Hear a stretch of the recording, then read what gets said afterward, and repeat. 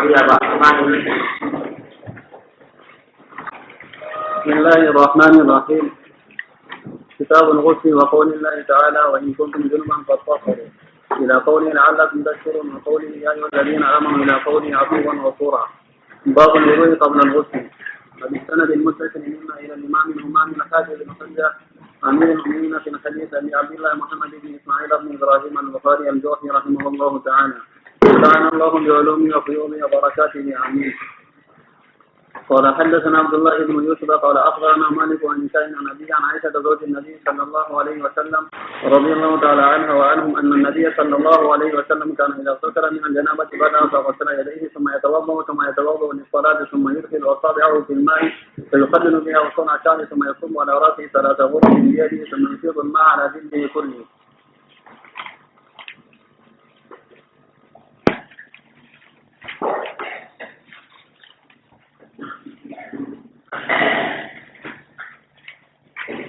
بسم الله الرحمن الرحيم. الحمد لله رب العالمين والصلاة والسلام على رسول الله الكريم وعلى آله وصحبه أجمعين. أما بعد کتاب الوضو کے بعد کتاب الغسل شروع فرمائی ہے امام بخاری نے اور اس میں ترجمہ الباب میں 2 آیات کریمہ کی تفصیل ہے. پہلی آیت سورہ مائدہ میں ہے اور دوسری یا الذین آمنوا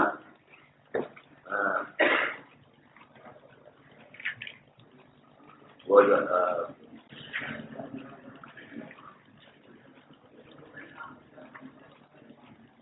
ہاں جاوید نام ہے تو استاد وقت تو کہا حتی تعالی متقون ولا جنوبت العاد الشبیہ حتی ترتک کے. تو پہلی آیت جنوبت اگر تم جنوبی ہو تو خوب مبالغہ کرو طہارت حاصل کرنے میں. فخرو مبالغے کا سوال، لیکن مبالغہ طہارت کا کس طرح ہوگا اور کیا اس کا طریقہ ہوگا اس کی تفصیل دوسری آیت میں ہے. سورہ نساء کی آیت میں کہ حتیٰ تک لوگ اس میں اتصال کا لفظ صراحتاً موجود ہے. اس بات سے پہلے جنوبت فخرو والی آیت نقل کی ہے اور اس کے بعد دوسری وہ آیت نقل کی ہے جس میں اس کی تفصیل اتصال سے کی گئی ہے. اور پھر پہلا باب قائم کیا باب الوضو قبل الغسل کہ غسل سے پہلے وضو کرنا جو ہے مستحب ہے، واجب تو نہیں. واجب اس لیے نہیں کہ بعض مقامات پر نبی کریم صلی اللہ علیہ وسلم سے غسل اس طرح ثابت ہے کہ آپ نے اس سے پہلے باقاعدہ وضو نہیں کیا بلکہ پورے جسم پر پانی بہا دیا جس میں اعضائے وضو بھی شامل ہو گئے تو وضو خود بخود ہو گیا. لیکن بکثرت یہ ہوا ہے کہ پہلے وضو کرتے تھے اس کے بعد میں سارے جسم پر پانی بہاتے تھے، تو ایسا کرنا مستحب ہے. حضرت عائشہ رضی اللہ عنہا کی حدیث نقل کی ہے کہ نبی کریم صلی اللہ علیہ وسلم جب جنابت سے وضو کرتے تو پہلے اپنے ہاتھوں کو دھوتے پھر وضو کرتے جیسے کہ نماز کے لیے وضو کیا جاتا ہے. پھر اپنی انگلیاں پانی میں داخل کر کے اپنے بالوں کے جڑوں کو خلال فرماتے تاکہ وہ کھل جائیں اور پانی جو ہے وہ جڑوں تک پہنچ جائے. اور ثم یصب علی رأسہ 3 غرف دیے، پھر 3 مرتبہ 3 کلو پانی اپنے سر پر ڈالتے تھے پھر پورے جسم پر پانی بہاتے تھے. جی. وبه قال حدثنا محمد بن يوسف قال حدثنا سفيان عن الأعمش عن سالم بن الجعد عن قريب عن ابن عباس عن ميمونة زوج النبي صلى الله عليه وسلم رضي الله تعالى عنها وعنهم قالت توضأ رسول الله صلى الله عليه وسلم وضوءه للصلاة غير رجليه وغسل فرجه وما أصابه من الأذى ثم أفاض عليه الماء ثم نحى رجليه فغسلهما. هذه غسله من الجنابة. جب میمونہ رضی اللہ عنہ کی روایت ہے اور آگے بار بار آئے گی اس میں یہ مذکور ہے کہ آپ نے جب وضو کیا شروع میں تو پاؤں نہیں دھوئے. پاؤں جو ہیں وہ بعد میں جب پورا جسم دھو چکے تو اس کے بعد پھر پاؤں دھوئے. تو اس سے ایک مسئلہ تو یہ نکلتا ہے کہ پاؤں کے دھونے کو مؤخر کیا جا سکتا ہے. اور حنفیہ نے یہ کہا ہے کہ یہ اس وقت ہے جب پانی جمع ہوتا ہو کھانے میں تو اس وقت میں پاؤں اگر شروع میں دھو لیے جائیں گے تو پھر وہ دوبارہ ملوث ہو جائیں گے، اس لیے آخر میں دھونے کا اہتمام کیا گیا. لیکن اگر پانی ایسا جگہ ایسی ہے جہاں پر پانی بہہ جاتا ہے تو پھر شروع میں پڑھنے میں کوئی مذاق نہیں، شروع میں تو سکتے ہیں۔ اور دوسری بات اس سے معلوم ہوئی کہ وضو کے اندر ترتیب ضروری نہیں ہے، کیونکہ یہ ترتیب بھی موالات ضروری ہے، یعنی وہ بیچ میں سارا وضو کر لیا، صرف پاؤں رہ گئے، بیچ میں غسل کا فاصلہ آ گیا، اس کے بعد جب پاؤں ہوئے تو اس سے اس کا جواب بھی معلوم ہوا۔ جی باب غسل الرجل مع امرأته. وبه قال حدثنا آدم بن أبي إياس قال حدثنا ابن أبي زيد عن الزهري عن عروة عن عائشة رضي الله تعالى عنها وعنهم قالت كنت أغتسل أنا والنبي صلى الله عليه وسلم من إناء واحد من قدح يقال له الفرق. یہ کہتے ہیں پیالے کا وضو کرتے تھے دونوں ایک ساتھ، تو جس کو فرق کہا جاتا تھا۔ تو اس فرق اصل میں تو ایک پیمانہ ہوتا ہے، اسی پیمانے کا ایک پیالہ تھا، یا کہنا چاہیے ایک کچلا تھا یا کچاڑا تھا، جس سے کہ دونوں کو دونوں ساتھ وضو کرتے تھے، اس سے غسل کرتے تھے۔ تو معلوم ہوا کہ دونوں میاں بیوی کا ساتھ غسل کرنا بھی چاہیے۔ جی باب الغسل بالصاع ونحوه. وبه قال حدثنا عبد الله بن محمد قال حدثنا عبد الصمد قال حدثنا شعبة قال حدثني أبو بكر بن حفص قال سمعت أبا سلمة رضي الله تعالى عنه وعنهم يقول دخلت أنا وأخو عائشة على عائشة رضي الله تعالى عنها فسألها أخوها عن غسل رسول الله صلى الله عليه وسلم فدعت بإناء نحو من ساع فاغتسلا وأفاض على رأسها وبيننا وبينها حجاب. قال أبو عبد الله وقال يزيد بن هارون وبحث الجندي عن شعبة قدر ساع.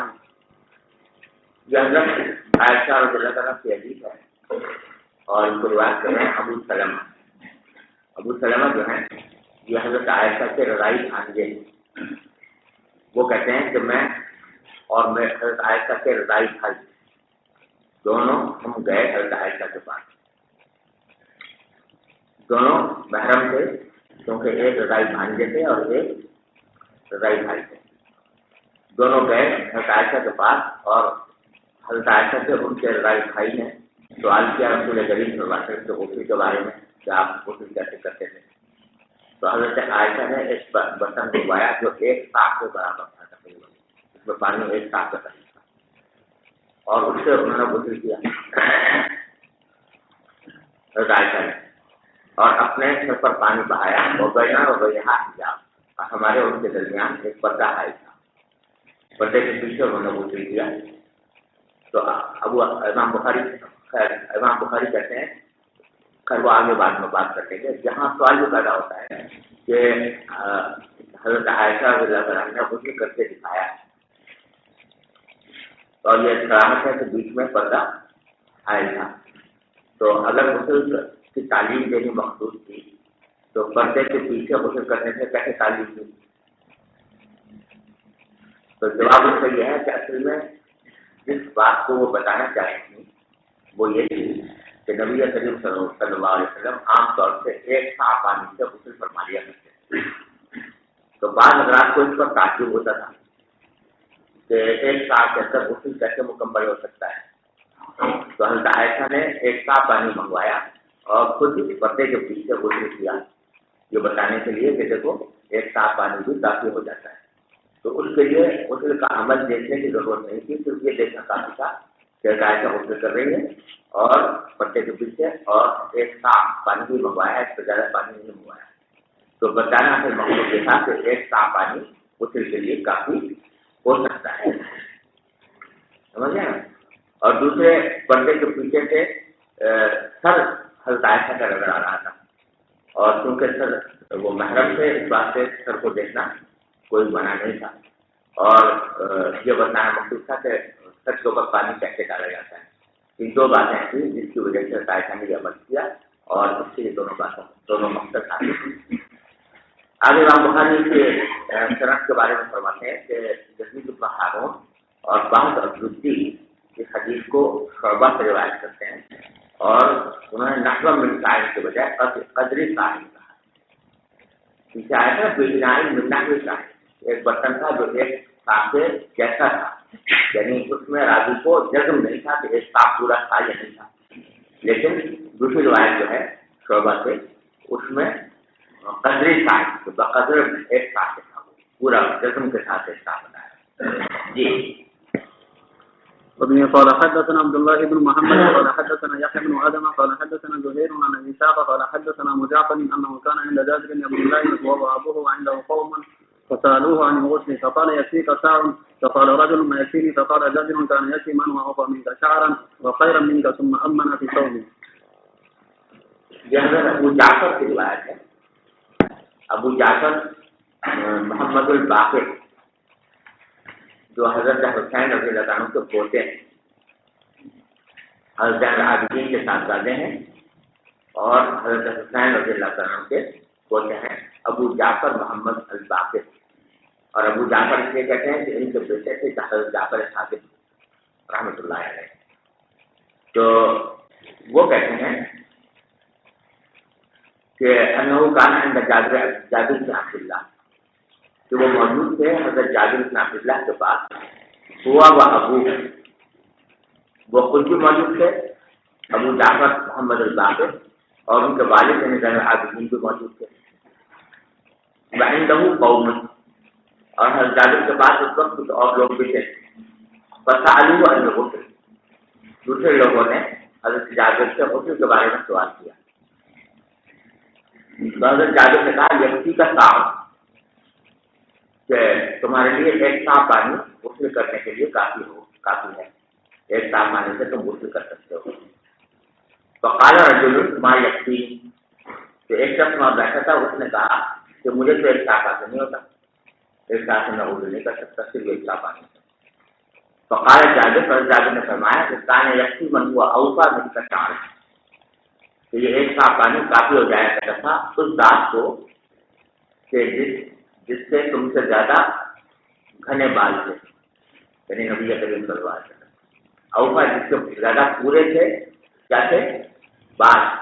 یعنی تمہیں جو شبہ ہو رہا ہے کہ ایک صاحب پانی کافی نہیں ہوگا، وہ اس وجہ سے ہو رہا ہے کہ تمہیں سمجھتے ہو کہ میرے بال پوری طرح دھلیں گے نہیں ایک صاحب پانی سے. لیکن نبی کریم صلی اللہ علیہ وسلم کے بال بہت زیادہ تھے، تم سے زیادہ تھے، اس کے باوجود آپ کے لیے کافی ہو جاتا تھا. تو یہ کافی ہو جاتا تھا اس ذات کو، لیکن نبی کریم صلی اللہ علیہ وسلم کو، جس کے بال زیادہ پورے تھے تمہارے مقابلے میں، وہ خیر ملنا، اور وہ تم سے زیادہ افضل بھی تھے. آپ کو طہارت کا بھی اہتمام تم سے زیادہ تھا، اس کے باوجود آپ کے لیے کافی ہو جاتا تھا. تو تمہارے لیے کیوں کافی نہیں ہوتا؟ ثم امنا قبل، پھر حضرت جابر نے ہماری امامت کی نماز پڑھائی جبکہ آپ صرف ایک کپڑا پہنے ہوئے تھے، یعنی پورے جسم کو ایک کپڑے سے لپیٹا ہوا تھا. تو آگے یہ بات آئے گی کہ بسا اوقات صرف ایک کپڑے کے اندر نماز پڑھ لی ہے صحابہ کرام نے، حضرت جابر بھی بتاتے ہیں. جی. وبه قال حدثنا ابو نعيم قال حدثنا ابن عيينة عن عمرو عن جابر بن زيد عن ابن عباس رضي الله عنهما وعنهم ان النبي صلى الله عليه وسلم وميمونة كان يغتسلان في اناء واحد. قال ابو عبد الله كان ابن عيينة يقول اخيرا عن ابن عباس عن ميمونة والصحيح ما رواه ابن عيينة. یہ ہے عبداللہ بن عباس کی روایت ہے کہ نبی کریم صلی اللہ علیہ وسلم اور حضرت میمونہ ایک ہی برتن سے غسل کر لیا کرتے تھے. آگے امام بخاری تھوڑا سا فرق بیان کر رہے ہیں روایت میں کہ شروع میں تو سفیان بن عیینہ اس حدیث کو اس طرح روایت کرتے تھے کہ عن ابن عباس ان النبی صلی اللہ علیہ وسلم، عبداللہ بن عباس یہ خبر دے رہے ہیں کہ نبی کریم صلی اللہ علیہ وسلم اور حضرت میمونہ ایک ہی برتن سے غسل کر لیا کرتے تھے. اس طریقے میں یہ معلوم نہیں ہوتا کہ اپنے عباس کو یہ بات کہاں سے پہنچی. ہو سکتا ہے کہ میمونہ نے بتائی ہو، اور ہو سکتا ہے کہ کسی اور ذریعے سے ان کو معلوم ہوا، دونوں احتمال ہوں. لیکن بعد میں سفیان بن عیینہ کی روایت جو ہے وہ اس طرح آئی کہ عن ابن عباس عن میمونہ، جس میں متعین کر دیا کہ عبداللہ بن عباس نے یہ بات کس سے حاصل کی؟ حضرت میمونہ سے حاصل کی. تو دونوں میں فرق یہ ہوا کہ پہلی ان میمونہ جب کہا تھا تو ان نبی صلی اللہ علیہ وسلم میمونہ جو کہا تھا اس میں یہ پتہ نہیں چل رہا تھا کہ عبداللہ بن عباس کو یہ بات کس نے بتائی. اور جب ان میمونہ کہہ دیا تو اس میں یہ پتہ چل گیا کہ ابن عباس کو حضرت میمونہ سے روایت کر رہے ہیں. دونوں میں یہ فرق ہے. لیکن امام بخاری فرماتے ہیں اور صحیح ماروا ابو نعیم، زیادہ صحیح وہ روایت ہے جس جو ابو نعیم نے کی ہے، یعنی ان نہیں ہے بلکہ ان ہے. جی باب من أصاب على رأسه ثلاثة. وبه قال حدثنا أبو نعيم قال حدثنا زهير عن أبي إسحاق قال حدثني سليمان بن سرد قال حدثني جبير بن مطعم قال رسول الله صلى الله عليه وسلم أما أنا فأفيض على رأسي ثلاثا وأشار بيديه كلتيهما. وبه قال حدثنا محمد بن بشار قال حدثنا غندر قال حدثنا شعبة عن مصعب بن راشد عن محمد بن علي عن جابر بن عبد الله رضي الله عنه وعنه قال كان النبي صلى الله عليه وسلم يصبر على رأسه ثلاثا. وبه قال حدثنا أبو نعيم قال حدثنا معمر عن يحيى بن سلام قال حدثني أبو جعفر قال لجابر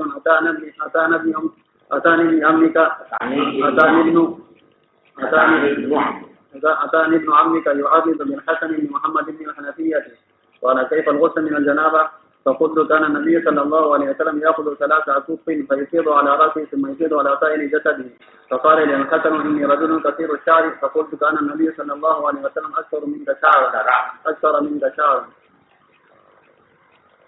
یہ ابو جعفر محمد بن باقر رحمہ اللہ نے اوپر ذکر آیا تھا، انہیں کی ایک دوسری روایت ہے اور یہ واقعہ بھی مختلف ہے. پہلے جو واقعہ گزرا تھا اس میں ابو جعفر خود موجود تھے اور اس وقت کچھ اور لوگ بھی تھے اور ان میں سے کسی نے کہا تھا کہ ایک کام میرے لیے کافی نہیں ہوتا، تو جابر نے کہا تھا کہ نبی کریم صلی اللہ علیہ وسلم کے لیے کافی ہو جایا کرتا ہے. جو پیچھے گزرا ہے نا یہ الگ واقعہ ہے. اور یہ دوسرا واقعہ بھی یہاں پر ذکر کر رہے ہیں کہ ابو جعفر کہتے ہیں کہ مجھ سے حضرت جابر نے کہا کیا کہا کہ اچانک تو عام ہوگا، تمہارے چچا کے بیٹے میرے پاس آئے اور چچا کے بیٹے سے وہ اشارہ کر رہے تھے حسن ابن محمد بن حنفیہ. حسن ابن محمد بن حنفیہ یہ حضرت علی کے پوتے ہیں. محمد بن حنفیہ حضرت علی کے بیٹے ہیں جو حنفیہ کے وطن سے تھے اور حسن ان کے بیٹے ہیں. تو حضرت علی کے کیا ہوئے پوتے ہوئے، سمجھے نا. تو ان کو ابو جعفر محمد الباقر کا ابن العم قرار دیا، لیکن یہ مجاز ہے. حقیقت میں حسن ابن محمد بن حنفیہ جو ہیں وہ محمد الباقر کے پوتے نہیں تھے، کے چچا بھائی نہیں تھے، بلکہ ان کے والد کے چچا بھائی. محمد الباقر جو ہیں وہ بیٹے کس کے ہیں؟ زین العابدین رحمۃ اللہ علیہ، اور زین العابدین پوتے ہیں حضرت حسن رضی اللہ تعالیٰ عنہ. نہیں، زین العابدین جو ہے وہ حضرت علی کے پوتے ہیں، سمجھے نا. اور حسن ابن محمد بن حنفیہ بھی حضرت علی کے پوتے ہیں. تو دونوں آپس میں ٹکرا تھے، زین العابدین اور حسن ابن محمد بن حنفیہ. اور محمد الباقر کے پوتے نہیں ہوئے بلکہ محمد الباقر کے والد کے پوتے ہوئے. محمد الباقر کے چچا بھائی نہ ہوئے بلکہ محمد الباقر کے والد کے حضرت عابدین کے چچا بھائی ہوئے. لیکن محمد الباقر سے مجازن کہہ دیا کہ تمہارے چچا، اصل میں تو ان کے والد کے چچا کہ وہ آئے تھے میرے پاس. تو باہر پڑا چاہیے کہ حسن ابن محمد بن حنفیہ آئے تھے حضرت جابر کے پاس اور وہ آ کر کہنے لگے مجھ سے کہ کئی پر غسل من الجنابہ، کہ جنابت سے غسل کیسے کیا جاتا ہے. تو میں نے کہا کہ کان نبی صلی اللہ علیہ وسلم یاخذ ثلاث اکف، میں نے بتایا تو حضور 3 مٹھیاں لیتے تھے پانی کی اور اپنے سر پر ڈالتے تھے، پھر پانی بہا دیتے اپنے سارے جسم پر. فقال الحسن، تو حسن بن محمد بن حنفیہ نے کہا کہ انی رجل کثیر الشعر، میں ایسا شخص ہوں کہ جس کے بال بہت زیادہ ہیں، بال بہت ہیں، تو میرے لیے 3 مٹھیاں کافی نہیں ہوں گی بالوں کو بھگونے کے لیے. تو میں نے کہا کہ نبی کے کریم صلی اللہ علیہ وسلم کے بال تم سے بھی زیادہ تھے، اس کے باوجود یہ عمل کافی ہو جایا کرتا تھا، تو پھر تمہیں کیوں کافی نہیں ہوتا. ارے سمجھ گئے جی. باب الغسل مرة واحدة. وبه قال حدثنا موسى بن اسماعيل قال حدثنا عبد الواحد عن الأعمش عن سالم بن أبي الجعد عن قريب عن ابن عباس رضي الله عنهما وعنهم قال قالت ميمونة وضعت للنبي صلى الله عليه وسلم معا للغسل فغسل يده مرتين أو ثلاثا ثم أفرغ على شماله فغسل مذاكيره ثم مسح يده من الأرض ثم مضمض واستنشق وغسل وجهه ويديه ما طاب على جسده ثم تحول من مكانه فغسل قدميه.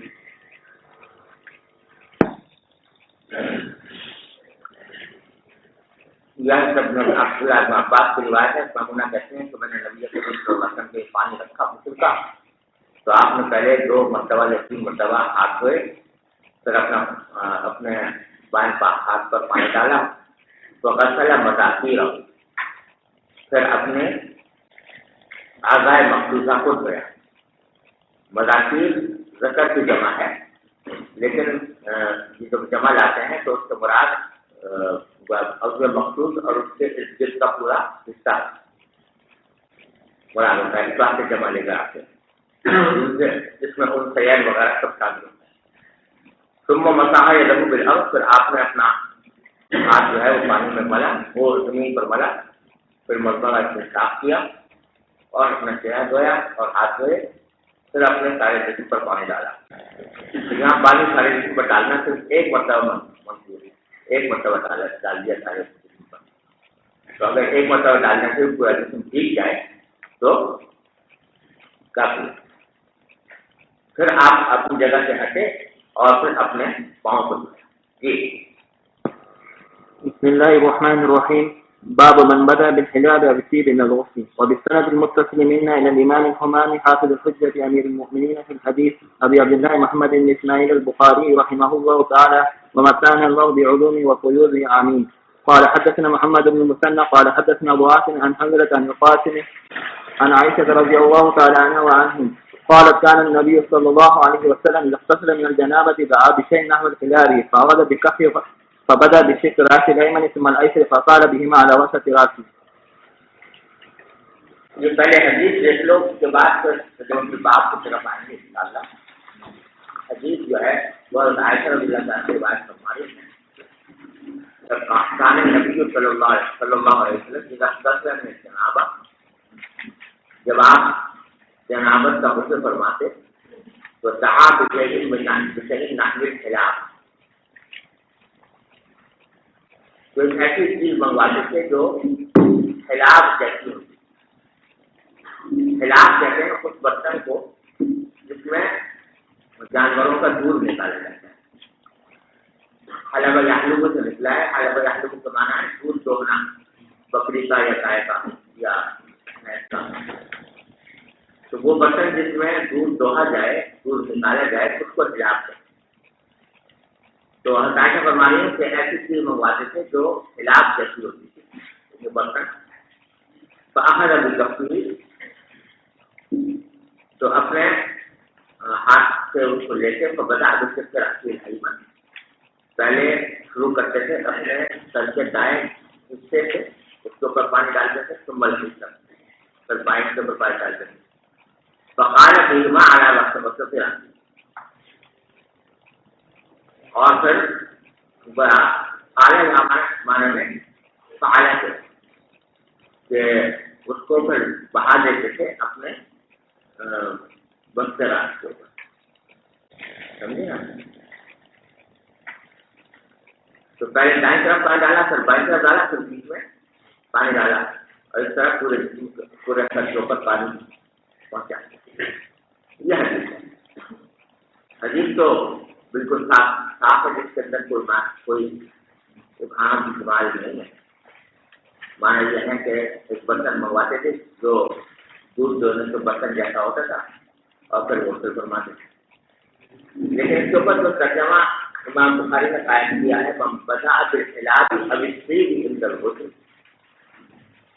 کہ جو سب شروع کرے حلاب سے یا خوشبو سے غسل کے وقت.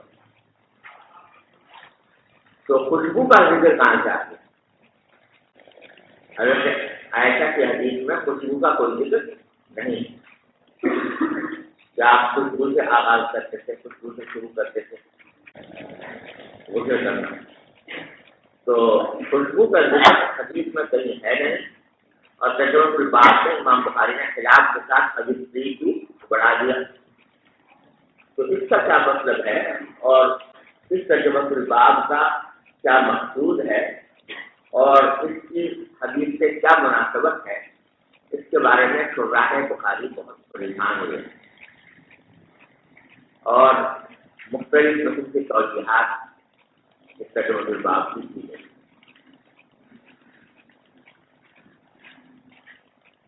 اور یہ بخاری کے ان تراجم میں شمار ہوتا ہے کہ جو مشکل تراجم سمجھے جاتے ہیں اور مبالغہ امتحان میں سے بھی کہ بس آخر امتحان میں دیا جاتا ہے یہ ترجمہ الباب کیا تحریر ہے، اس کا حدیث کی کیا مناسبت ہے۔ تو شراح حدیث، شراح بخاری اس ترجمہ الباب کی تشریح میں بڑی دور دور تک گئے، یعنی بہت سی ایسی توجیحات بیان کی ہیں اس ترجمہ الباب کی جو بڑی دور از قسم کی ہیں۔ بعض لوگوں نے تو عاجز آ کر یہ کہہ دیا کہ امام بخاری سے تصادم ہوا اور تصادم یہ ہوا ہے کہ حدیث میں خلاف کا ذکر تھا، بشیء من نحو الخلاف، تو خلاف کے معنی جو برتن کے ہوتے ہیں، سمجھے، لیکن امام بخاری اس کا صحیح مطلب نہ سمجھ سکے اور خلاف جو سمجھے کہ کوئی کسی خاص قسم کی خوشبو کا نام ہے، اس لیے انہوں نے ترجمہ الباب میں خلاف کے ساتھ ابھی چیز کہتے ہیں۔ تو او جو ہے یہ تفسیری ہے، خلاف کے معنی کیا ہے، ابھی چیز سے خوشبو، تو وہ اس کو خوشبو سمجھے، حالانکہ خلاف سے معنی خوشبو سے نہیں آتے، کسی خاص قسم کی خوشبو کو خلاف نہیں کہتے۔ امام بخاری سے تصامو ہو، بعض لوگ بھی یہاں تک چلے گئے، سمجھے نا، لیکن یہ بات بہت بعید ہے کہ امام بخاری خلاف کا مطلب نہ سمجھتے ہو اور انہیں غلطی سے خلاف کے ساتھ چیز کا لفظ ذکر کیا۔ دوسرے بعض لوگوں نے یہ کہا کہ یہاں تحقیق سے غلطی ہو گئی، یعنی اصل میں کہ گلاب تھا، خلاف نہیں بلکہ گلاب، اور گلاب معرب ہے گلاب کا، تو بشیء من نحو جو حدیث میں آ رہا ہے بشیء من نحو الخلاف نہیں تھا بلکہ بشیء من نحو الگلاب، کہ آپ کوئی ایسی چیز منگاتے تھے جس سے عرق گلاب،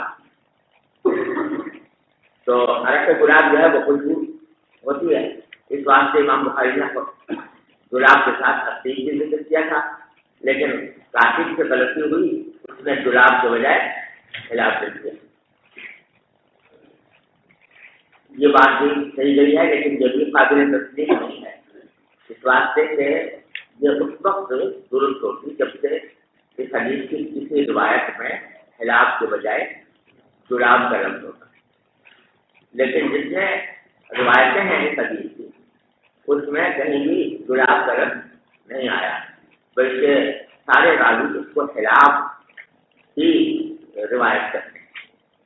تو یہ توجیہ جو ہے یہ روایت حدیث کے مطابق نہیں، ارے سمجھے نا، یار یہ دو باتیں تو غلطی ہے۔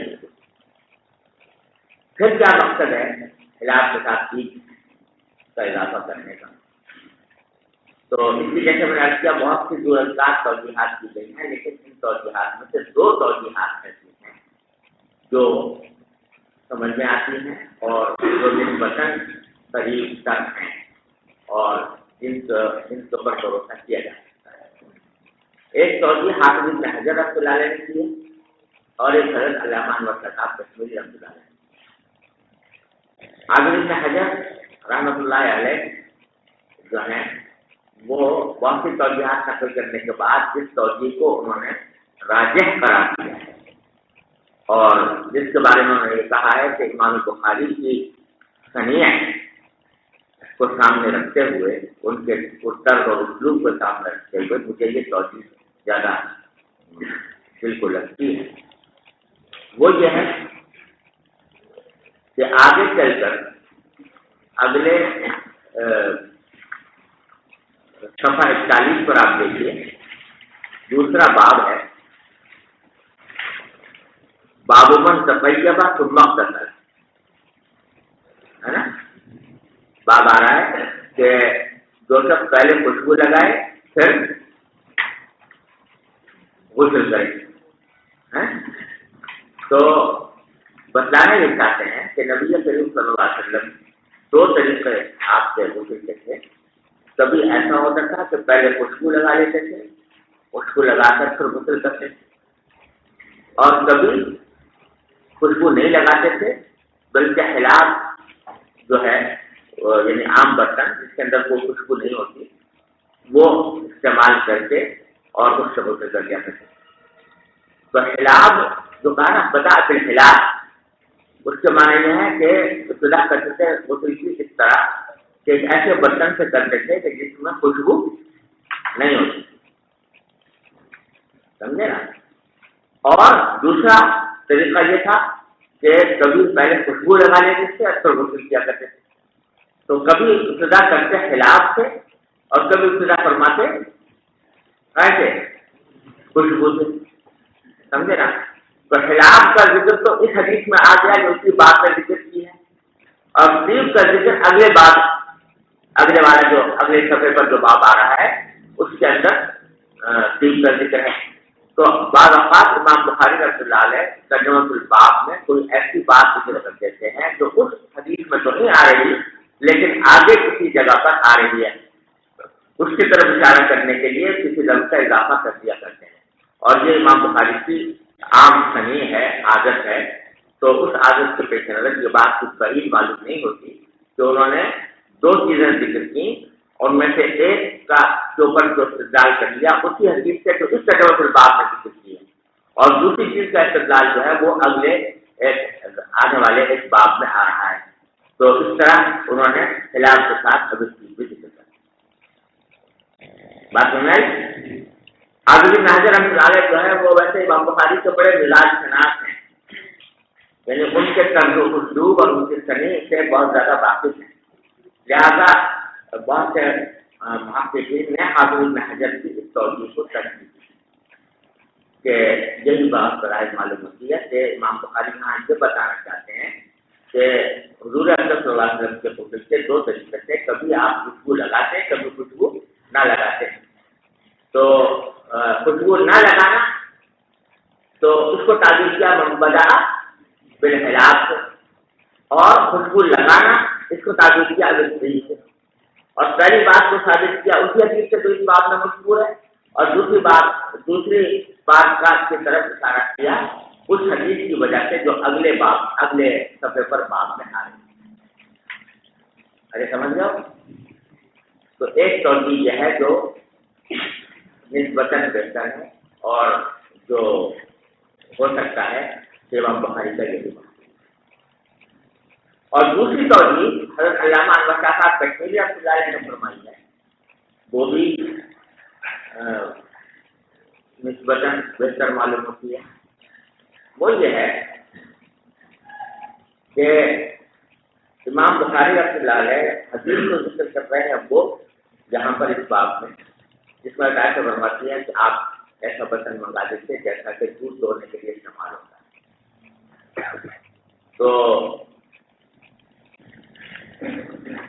امام بخاری اس سے استدلال کرنا یہ چاہتے ہیں، ذرا سمجھ لو کہ خلاف جو ہوتا ہے وہ برتن جس میں دودھ دوہا جائے، تو آپ سب کا یہ تجربہ ہوگا کہ جس برتن کو مدتوں تک دودھ نکالنے کے لیے استعمال کیا جاتا ہے اس میں ہلکی سی بو آ جاتی ہے، دودھ آ جاتی ہے نہیں،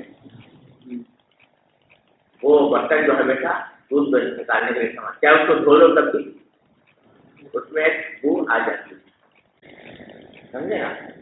تو آپ نے ایک ایسے برتن سے غسل فرمایا جس میں سے دودھ کی بو تھی، اور دودھ کی بو ہونے کو آپ نے غسل میں مانع قرار نہیں دیا، سمجھے نا؟ کہ اگر دودھ کی بو آ رہی ہے برتن میں تو اس کو آپ نے غسل میں کوئی رکاوٹ نہیں سمجھا، بلکہ اس کو غسل میں استعمال کیا۔ حالانکہ وہ جو بو آ رہی ہے وہ کیسی ہوتی ہے؟ تو پسندیدہ ہوتی ہے، ناپسندیدہ قسم کی بو ہوتی ہے، اس کے باوجود آپ نے اس سے غسل فرمایا۔ جب اس کو آپ نے گوارا فرمایا تو اگر برتن میں خوشبو ملا دی جائے تو بطری سے اولا وہ غسل میں استعمال کیا جا سکتا ہے۔ تو حدیث تو وہ ذکر کی ہے جس میں سے خلاف سے آپ کا غسل کرنا منظور ہے، لیکن اس کے ساتھ ساتھ استدلال یہ کر رہے ہیں کہ جب خلاف سے غسل کرنا جائز ہے تو کسی ایسے برتن سے غسل کرنا بھی جائز ہونا چاہیے کہ جس میں خوشبو ملی ہوئی ہو۔ اس لیے جب خلاف کا ذکر کیا بداعت الخلاف تو ساتھ میں اب اس چیز بھی ذکر کر دیا کہ خلاف سے شروع کرو یا صحیح سے شروع کرو، دونوں باتیں جائز، سمجھ گئے؟ تو دوسرے الفاظ میں تو اس طرح کہہ لو کہ تجوز الباب میں دو دعوے کیے۔ ایک دعویٰ یہ کیا کہ غسل کیا جا سکتا ہے اس برتن سے جس میں سے دودھ نکالا جاتا ہے، ٹھیک ہے، اور اس پر تو استدلال ہو گیا کیسے؟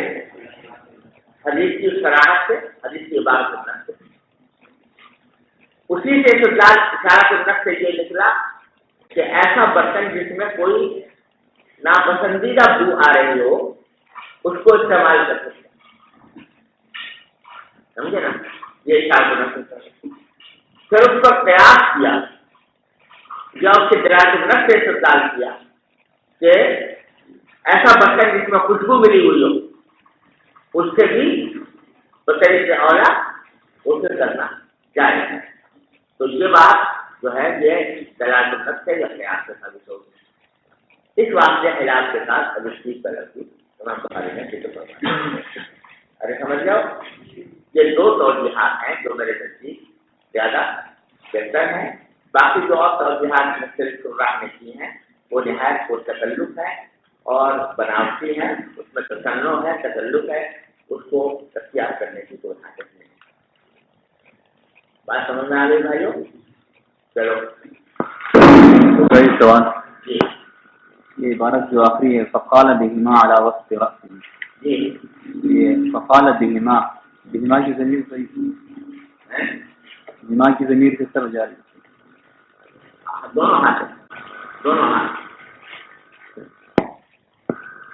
دونوں ہاتھوں کو اپنے وسط راس کے اوپر، پہلے تو یہ کیا کہ دائیں طرف پانی ڈالا، پھر بائیں طرف پانی ڈالا، پھر دونوں ہاتھوں میں لے کر پیٹ ہو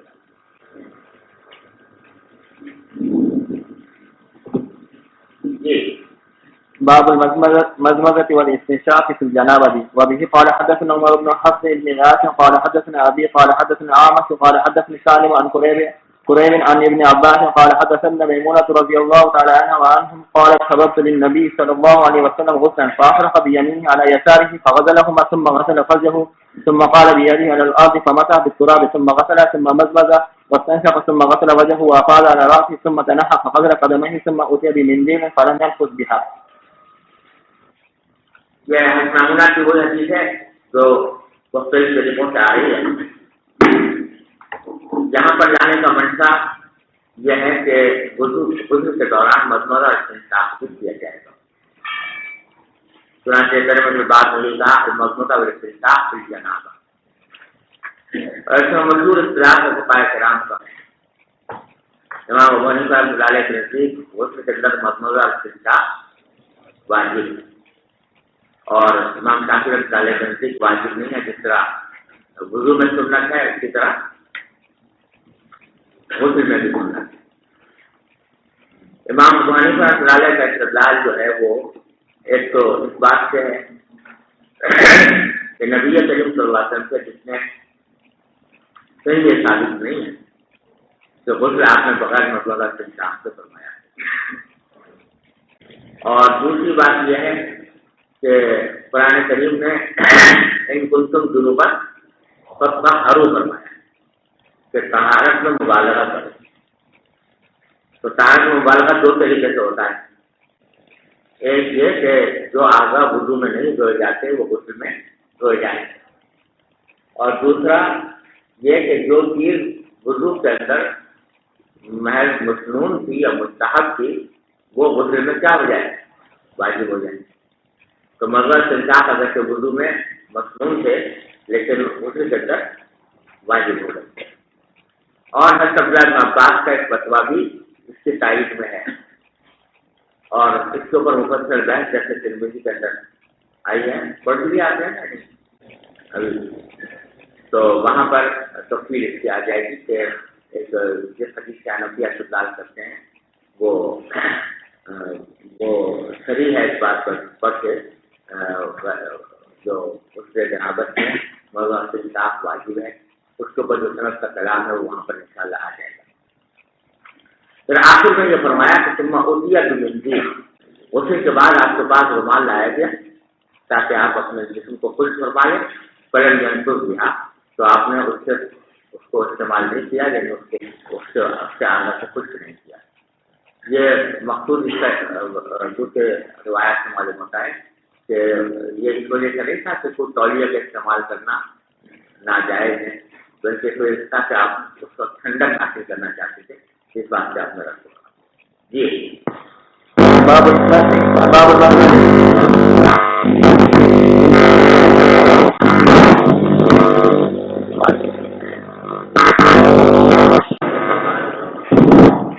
سوال یہ ہے کہ رمضان کے اندر اگر کو خود جنابت کی ضرورت پیش آ جائے تو اس میں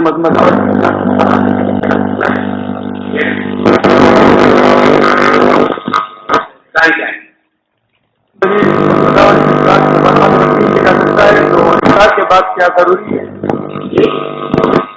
اس میں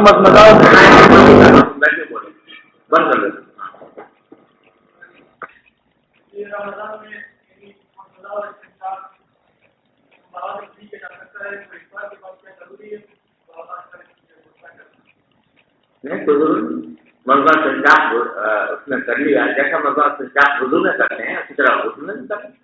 اس میں کیا ہے مبالغہ بتایا نا، دو طریقے ہیں مبالغے کے. ایک مبالغہ یہ کہ جو اعضاء وضو کے اندر نہیں دھلتے وہ دھوئے جائیں، جہاں وہ مبالغہ مراد نہیں ہے، بلکہ جو چیز کے وضو میں سنت تھی وہ غسل میں واجب ہو گئی. تو مضمرہ استنشاق سنت تھا واجب ہو گیا تو مبالغہ حاصل ہو گئی. اور ایک حدیث بھی آپ ابو داؤد میں پڑھیں گے جس میں نبی کریم صلی اللہ علیہ وسلم کے ارشاد منقول ہے کہ بالغ فی الاستنشاق الا ان تکون قائم، استنشاق میں مبالغہ کرو مگر یہ کہ اگر تم روزے کی حالت میں ہو تو اگر مبالغہ نہیں کرنا چاہیے، بلکہ بس جو معمول کے مطابق ہے اس کا استنشاق کر لینا چاہیے. باب ما سمي بالتراب لتكون انقى. وبه قال حدثنا عبد الله بن الزبير الحميدي قال حدثنا سفيان قال حدثنا اعمش عن سالم بن ابي الجعد عن قريب عن ابن عباس عن ميمونه رضي الله تعالى عنها وعنهم ان النبي صلى الله عليه وسلم استخلى الجنابه فغسل فرجه بيده ثم دلك بها الحائط ثم غسل ثم توضا وضوءه للصلاه فلما فرغ من غسله غسل رجليه. باب هل يدخل الجنوب يده في الإناء قبل أن يغسلها إذا لم يكن على يد قدر غير الجنابة. وأدخل ابن عمر والبراء بن عازب يده في الطهور ولم يغسل ثم توضأ ولم يرى ابن عمر وابن عباس باسا لما ينتبه من غسل الجنابة. وبه قال حدثنا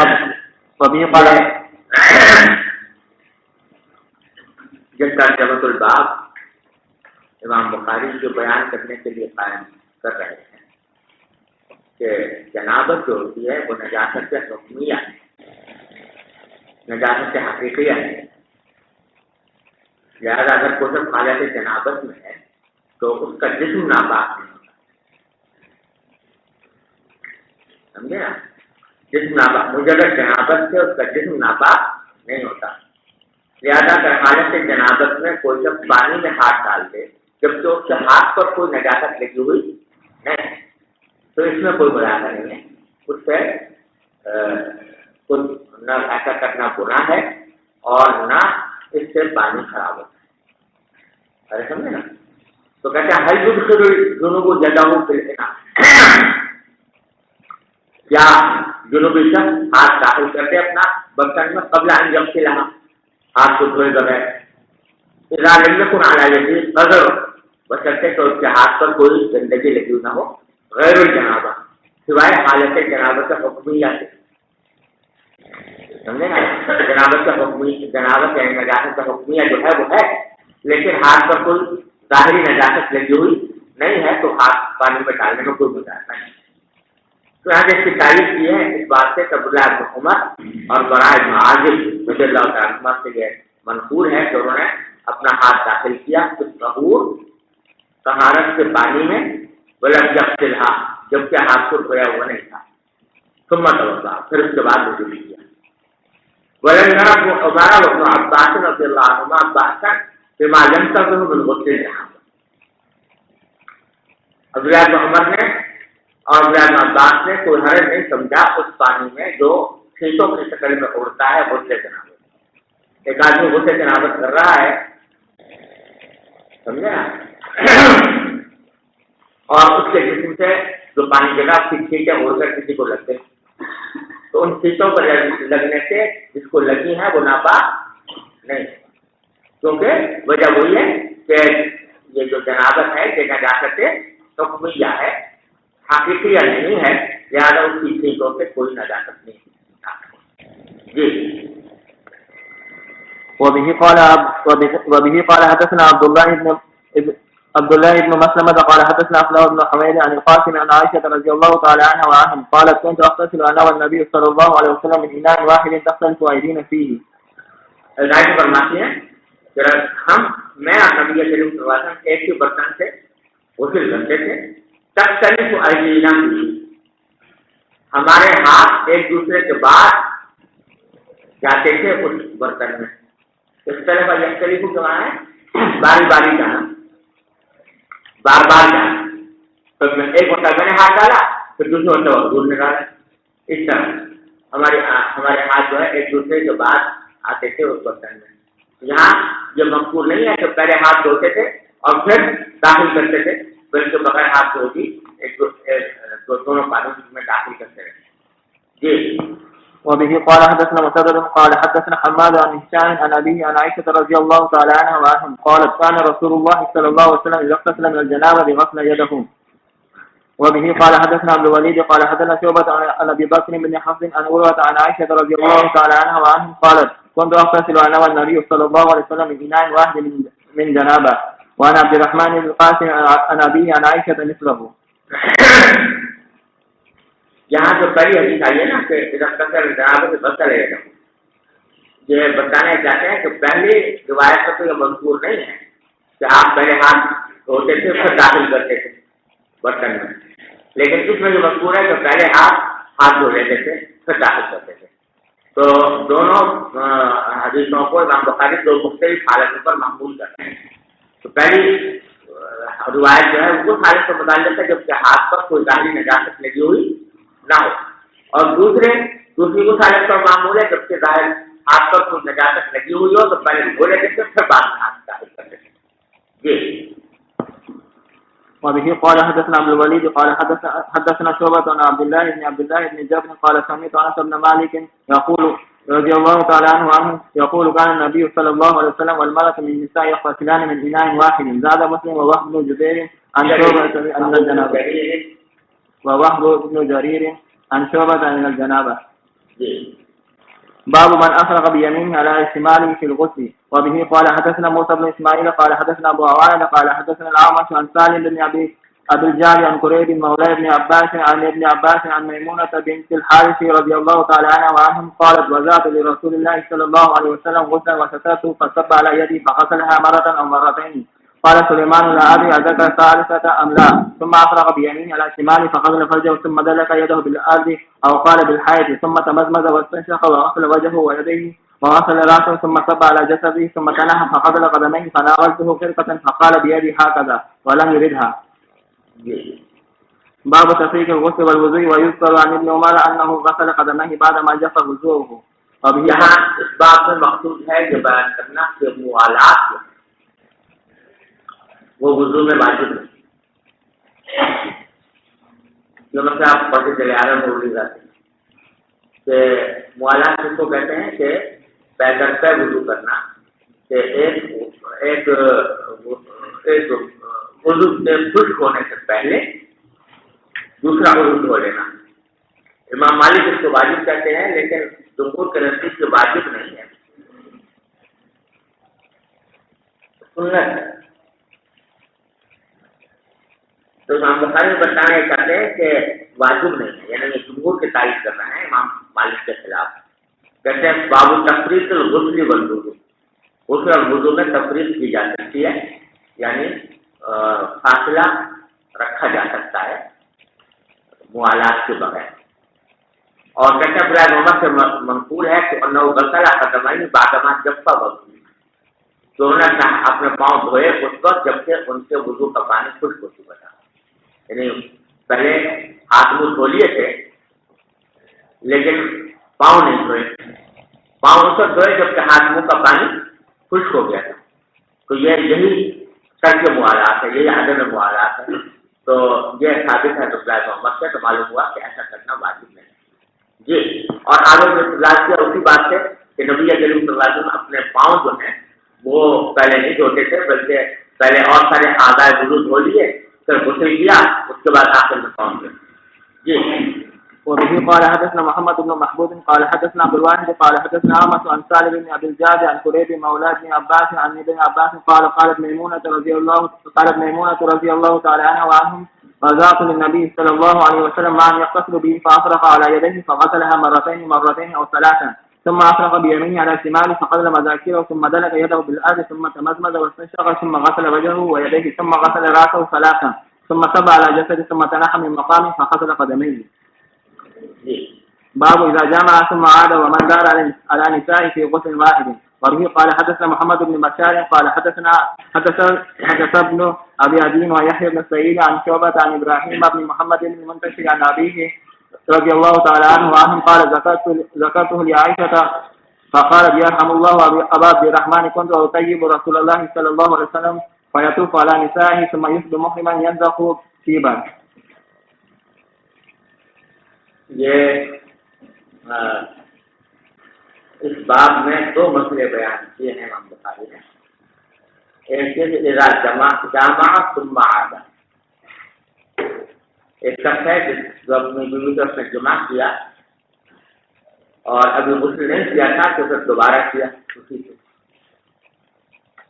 اور پھر دونوں جمع کا اس کے بعد غسل آخر میں کر لیا، تو یہ جائز ہے۔ ضروری نہیں کہ پہلے جمعہ کا غسل الگ کرے اور دوسرے جمعہ کا غسل الگ کرے، بلکہ دو مرتبہ اگر کیا ہے تو دونوں کا آخر میں ایک غسل کر لینا کافی ہے۔ یہ مانا اذا جامع ثم عاد ومن دار علی نسائہ فی غسل واحد۔ اور دوسرا مسئلہ یہ کہ اگر ایک آدمی سے ایک سے زائد بیویاں ہیں تو وہ ساری بیویوں کے پاس جائے اور آخر میں ایک مرتبہ غسل کر لے۔ ایک بیوی کے پاس گیا غسل نہیں کیا، پھر دوسری کے پاس گیا غسل نہیں کیا، کسی کے پاس گیا غسل نہیں کیا، آخر میں جا کر ایک مرتبہ غسل کر لیا، تجھے کافی ہے۔ ارے سمجھو، اگرچہ دونوں صورتوں میں یہ افضل ہے کہ آدمی ہر مرتبہ الگ غسل کر لیں، لیکن واجب نہیں، لہٰذا اگر آخر میں ایک غسل کر لیا تو وہ بھی کافی ہے۔ سمجھ گئے؟ یہ ہے باب کا مقصود، اور یہ دو مسئلے بیان کرنا منظور ہے۔ اب جو حدیث روایت کی ہے اس کا پہلے پس منظر سمجھ لیجیے، کیونکہ جو الفاظ آ رہے ہیں وہ اس وقت تک سمجھ نہیں آئیں گے جب تک کہ پس منظر اس کا معلوم نہ ہو۔ اس کا پس منظر اصل میں یہ ہے کہ جمہور کا مسلک یہ ہے کہ اگر جب آدمی احرام باندھ رہا ہو تو احرام باندھنے سے پہلے اگر وہ خوشبو لگا لے، سمجھے نا، اور ایسی خوشبو لگا لے جس کا اثر احرام کے بعد بھی باقی رہے، تو یعنی خوشبو باقی رہے تو اس میں کوئی حرج نہیں، بلکہ ایسا کرنا سنت کہ احرام باندھنے سے پہلے اپنے اسی طرح خوشبو لگا لی، اس کے بعد احرام باندھا یعنی تلبیہ پڑھا، اور تلبیہ پڑھنے کے بعد جب حالت احرام شروع ہوئی تو اس وقت بھی اس کے کپڑوں سے خوشبو آ رہی ہے، تو اس میں کوئی مذاقہ نہیں ہے، ایسا کرنا جائز ہے اور جمہور اس سے قائل ہے۔ لیکن عبداللہ بن عمر رضی اللہ تعالیٰ عنہ کا مطلب یہ تھا کہ احرام باندھنے سے متصل پہلے ایسی خوشبو لگانا جس کی اثرات بعد میں بھی باقی رہیں۔ عبداللہ بن عمر کہتے تھے کہ ایسا کرنا چاہیے۔ حالت احرام کے بعد تو خوشبو لگانا کسی کے نزدیک بھی جائز نہیں ہوتا۔ عبداللہ بن عمر کہتے ہیں کہ حالت احرام کے بعد تو جائز ہوتا ہی نہیں، لیکن حالت احرام شروع ہونے سے پہلے اگر کوئی شخص ایسی خوشبو لگائے جس کے اثرات بعد میں بھی باقی رہیں تو وہ بھی جائز نہیں۔ سمجھو؟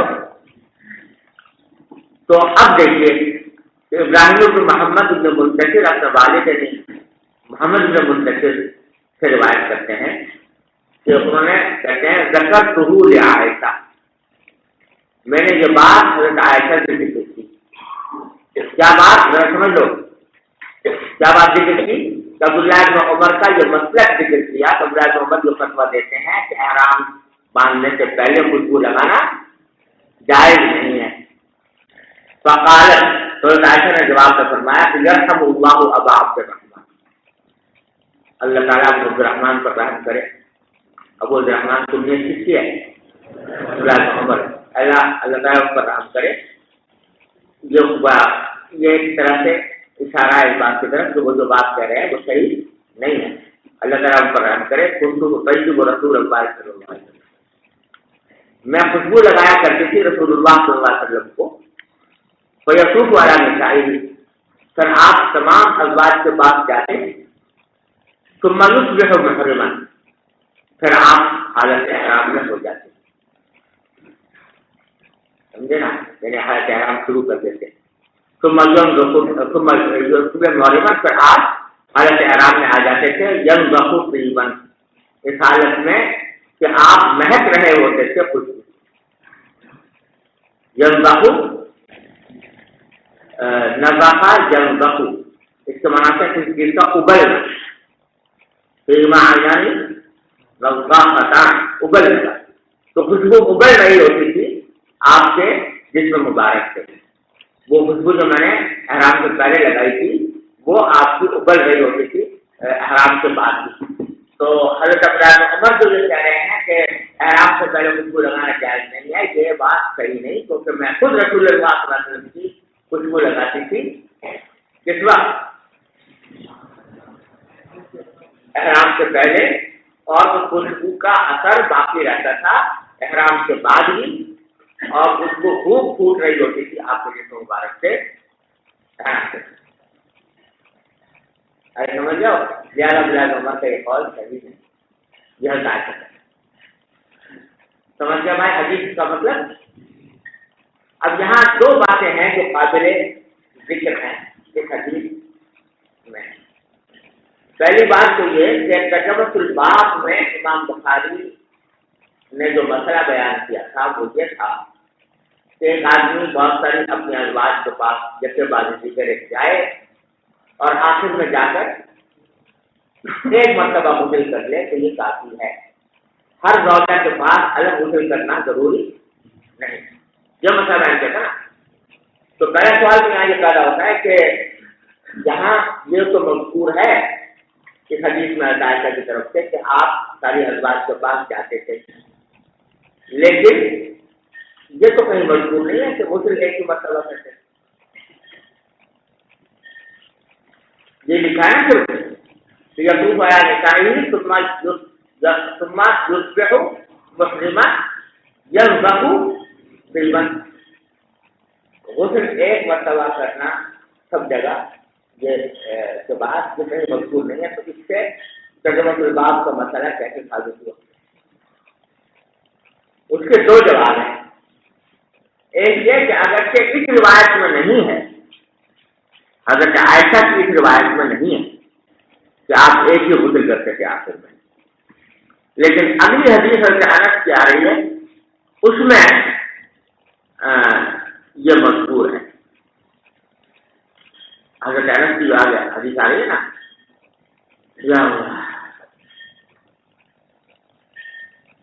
اس کے ایک طریق میں یہ مذکور ہے کہ آپ یہاں بھی اگر سے مذکور نہیں ہے لیکن اسی کا دوسرا طریق آیا ہے.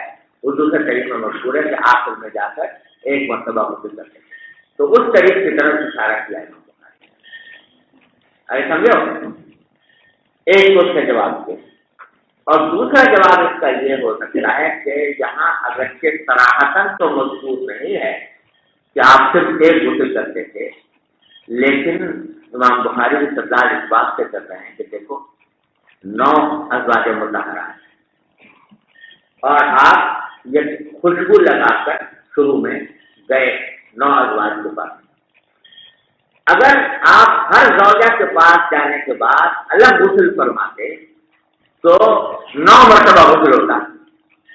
تو 9 مرتبہ غسل ہونے کے نتیجے میں وہ خوشبو جو لگائی تھی وہ خوشبو باقی نہ رہتی. اگر ایسا کریں نا آپ کے جسم کا خوشبو ابل رہی ہوگی، سمجھے نا.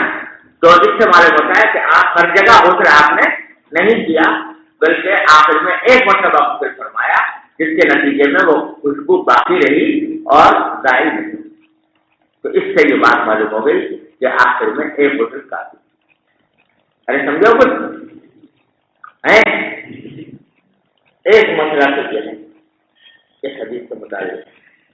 دوسرا مسئلہ یہ ہے کہ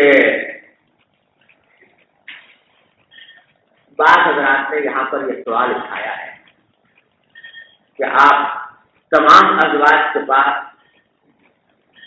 ایک ہی رات میں تشریف لے گئے، تو کیا یہ قسم کے خلاف میں؟ ظاہر ہے کہ وہ رات کسی ایک خاتون کی باری ہوگی،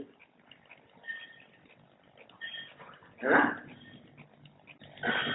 آپ راتوں میں تقسیم کی تھی نا آپ کا متوقع ازواج کے، تو وہ رات جو ہے کسی خاتون کی باری ہوگی. آپ اس رات میں اس خاتون کے علاوہ مزید 8 خواتین کے پاس تشریف لے گئے، تو کیا یہ اس عورت کی حق تلفی نہیں ہوئی، اس خاتون کی حق تلفی نہیں ہوئی ان کی باری سے؟ ارے سمجھو. تو اس کا جواب بعض لوگوں نے تو یہ دیا کہ نبی کریم صلی اللہ علیہ وسلم کے اوپر قسم واجب تھا ہی نہیں.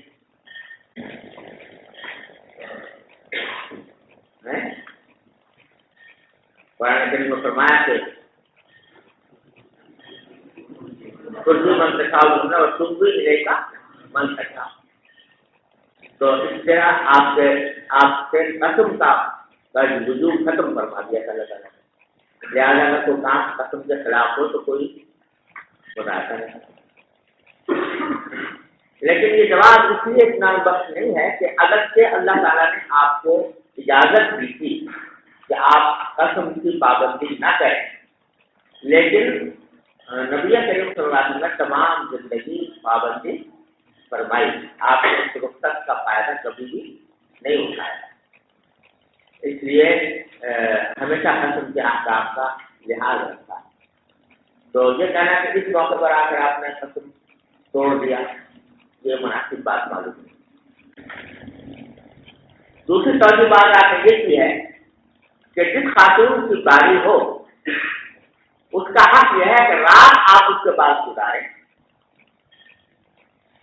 سمجھے نا.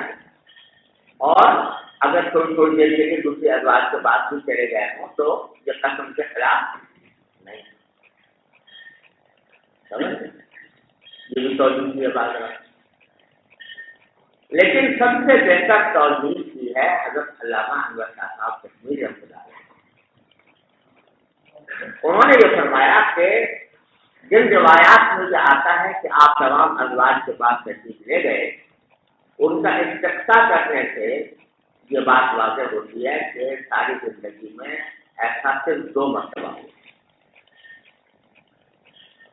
ایک اس وقت جب آپ حجۃ الوداع کے لیے تشریف لے جا رہے تھے تو احرام باندھنے سے پہلے، تمام ازواج کے پاس تشریف لیں، اور ایک اس وقت جب حج کی تکمیل کے بعد آپ حلال ہوئے، احرام کی حالت ختم فرمائی، تو اس وقت تشریف لیں۔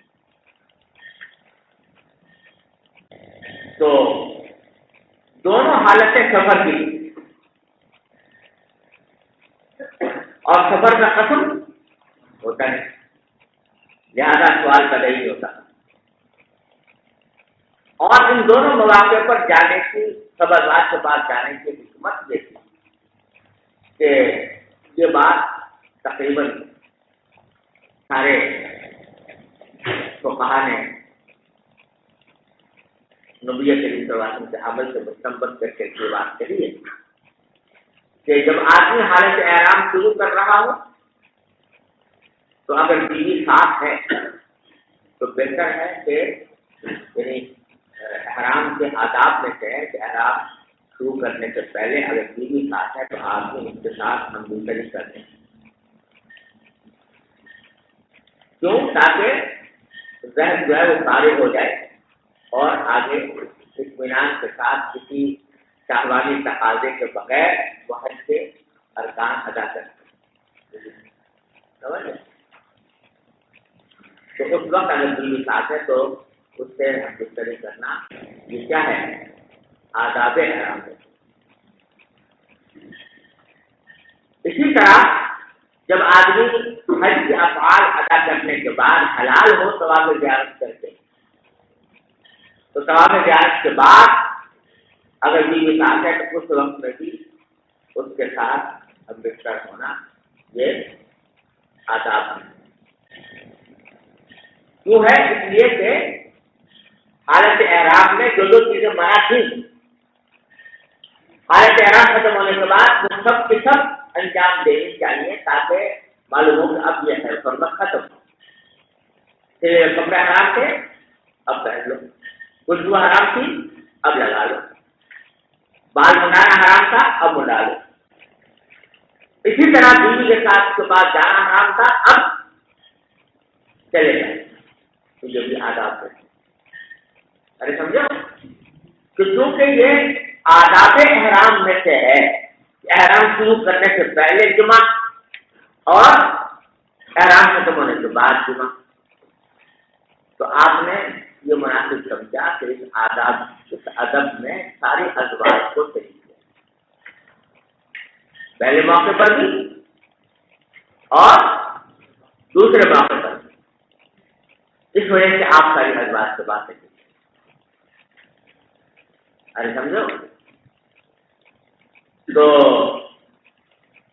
خلاصہ کیا نکلا کہ یہ عمل کب ہوا؟ حالت سفر میں، لہذا سفر میں ہونے کی وجہ سے قسم کے خلاف ورزی کوئی نہیں، قسم کے احکام سفر میں باقی نہیں رہتے۔ سمجھ گیا بھائیوں؟ یہاں یہ بھی عرض کر دوں کہ دو مرتبہ یہ واقعہ پیش آیا۔ پہلے واقعے میں یہ صراحت ہے کہ آپ جو ہے سب سے زیادہ سب سے تمام ازواج کے بعد جانے کے بعد آپ نے صرف ایک مرتبہ غسل کرنا ہے، سمجھے؟ اور اسی سے امام بخاری استدلال کرنا ہے کہ ایک مرتبہ غسل کر لینا کافی ہے۔ لیکن دوسرے موقع پر جب آپ گئے ازواج کے پاس تو وہاں آپ نے ہر زوجہ کے پاس الگ ہوتی، اور اس کے بارے میں حضرت انس کہتے ہیں کہ میں نے نبی کریم صلی اللہ علیہ وسلم سے پوچھا کہ لو جعلتہ غسلا واحدا، آپ سب ایک ہی غسل کر لیتے؟ تو پہلے حضرت انس کہتے ہیں کان یغتسل عند هذه واحدہ، ایک روزہ کے پاس گئے وہاں غسل کیا، تو کسی کے پاس گئے وہاں غسل کیا۔ تو میں نے آخر میں پوچھا لو جعلتہ غسلا واحدا، اگر ایک ہی مرتبہ کرنے سے کیا؟ تو آپ نے فرمایا انه ازکا واطیب واحد، ہر جگہ الگ غسل کرنا یہ زیادہ پاکیزگی کا سبب ہے، زیادہ پاکی صفائی کا سبب ہے۔ اس بات سے دونوں طریقے آپ کو سمجھا، تو اس سے معلوم ہوا کہ افضل یہی ہے کہ طے کرے اور بیان جواز کے لیے آپ نے ایک مرتبہ بھی ذکر فرمایا. ارے سمجھ جاؤ بھائیو. چلو پڑھو. وبه قال حدثنا محمد بن بشار قال حدثنا معاذ بن هشام قال حدثني أبي عن قتادة قال حدثنا أنس بن مالك رضي الله عنه وعنهم قال كان النبي صلى الله عليه وسلم يدور على نساء في ساعة واحدة من الليل والنهار وهم 11. قال قلت لأنس أو كان يطيقه قال كنا نتحدث أنه أوتي قوة 30. وقال آخر سے یہ واقعہ بیان کیا تو کہتے ہیں میں نے الجنت سے پوچھا اولا کان یطیقہ اولا کان کیا آپ کے اندر طاقت تھی کہ 9 ازواج کے پاس جیسے جو آپ کے گھر جائیں کیونکہ عام حالات میں جو ایک معمولی کے آدمی جو ہیں جو معتدل یعنی معمولاً جیسے قوت انسان میں ہوتی ہے تو وہ 9 ازواج کے پاس ایک مرتبہ میں جانے پر قادر نہیں ہوتا. اتنی طاقت نہیں ہوتی آپ طور پر کہ وہ 9 ازواج کے پاس ایک مرتبہ میں چلا جائے. تو اس لیے پوچھا کہ کیا آپ کے اندر اتنی طاقت تھی تو اچانک فرماتے ہیں تم نہ تحدث اور نہ کی اپنی بوتل چلا دی. ہم یہ باتیں کیا کرتے تھے کہ آپ کو 30 آدمیوں کے مردوں کے برابر جی. وقال سيد عن قتادة إننا نتحدث أن أنس حدثهم 9 نسوة. باب غسل المزي والوضوء منه. وبه قال حدثنا ابن الوليد قال حدثنا زائدة عن أبي حزين عن أبي عبد الرحمن عن علي رضي الله عنه وعنهم قال كنت رجلا مزاعا فأمرت رجلا يسأل النبي صلى الله عليه وسلم لمكان ابنته فسأل فقال توزع واغسل ذكرك. باب من تطيب ثم اغتسل وبقي اثر فيه. وبه قال حدثنا ابو النعمان قال حدثنا ابو عوانة عن ابراهيم بن محمد المنتشر عن ابيه رضي الله تعالى عنه وعنهم قال سألت عائشة وذكرت لها قال ابن عمر ما أحب أن أصبح محرما أنزل طيبا فقالت عائشة أنا طيبت رسول الله صلى الله عليه وسلم ثم طاف في نساء ثم أصبح محرما. وہی حدیث ہے. تو اتنا یہاں بات کرنے کا مقصد یہ ہے کہ آدمی نے غسل پہلے خوشبو لگائی تھی پھر غسل کیا. غسل کرنے کے بعد بھی خوشبو آتی رہی تو کوئی حرج نہیں. یعنی کوئی یہ نہ سمجھے کہ بھائی خوشبو جو کہ آ رہی ہے غسل سے پہلے لگی ہوئی خوشبو آ رہی ہے یہ غسل کام نہیں ہوا. کام اس وقت ہوگا جب وہ خوشبو ظاہر ہو جائے. ایسا نہیں ہے بلکہ اگر خوشبو پہلے کی لگی ہوئی باتیں بھی آ رہی ہے تو اس سے غسل کے صحت پر کوئی فرق نہیں پڑتا. جی سوال جی یہ پچھلے حدیث کے اندر آیا ہے کہ 11 عورتیں تھیں ازواج مطہرات اور بعض روایتوں کے مطابق 9 ہیں. اس میں زیادہ صحیح کون کون سا؟ یہ ایک وقت میں 11 جمع نہیں ہوئی. مختلف اوقات میں ملا کے 11 تھی اور یہ زیادہ صحیح روایت 9 کی ہے. جس روایت میں 11 آیا ہے جس حدیث میں بہنا احدا اثر تھا اس میں بغیر کسی راوی سے بات ہوا کیونکہ اس وقت میں جو اگر جو تھی وہ 9 تھی. جی. وبه قال حدثنا آدم بن أبي ياسر قال حدثنا شعبة قال حدثنا الحكم عن إبراهيم عن الأسود عن عائشة رضي الله تعالى عنها وعنهم قالت كأني أنظر إلى وبيس الطيب في مصرف النبي صلى الله عليه وسلم وهو محرم. عائشہ فرماتے ہیں کہ ایسا لگتا ہے جیسے کہ میں اب دیکھ رہی ہوں خوشبو کی چمک کو. وبیس سماج چمک نبی کریم صلی اللہ علیہ وسلم کی مانگ میں جبکہ آپ حالت احرام میں یعنی وہ خوشبو جو میں نے احرام سے پہلے لگائی تھی وہ آپ کی مانگ میں نظر آ رہی ہوتی تھی احرام کے بعد. سمجھے نا؟ تو اس سے جو مسئلہ نکلا جو فرض کرو اگر کسی شخص نے احرام سے پہلے خوشبو لگائی اور خوشبو کا جرم وہ احرام کے بعد بھی باقی رہا جسم پر لگی خوشبو کا تو کوئی حرج نہیں. البتہ اگر سمجھ لینا کہ یہ حکم بدن کا ہے. جو بدن پر جو خوشبو لگائی وہ اگر احرام کے بعد بھی باقی رہی تو کوئی حرج نہیں. لیکن کپڑے پر یہ حکم نہیں ہے. کپڑے پر ایسی خوشبو لگانا کہ جس کا جرم احرام کے بعد بھی باقی رہے یہ جائز ہے. سمجھے؟ کپڑے پر ویسے ہی لگا لی بس خوشبو آ رہی ہے لیکن اس کا جرم نظر نہیں آ رہا یہ تو جائز ہے. لیکن ایسی خوشبو لگائے جس کا جرم باقی رہے احرام کے بعد وہ کپڑے پر جائے جسم پر. چلیے.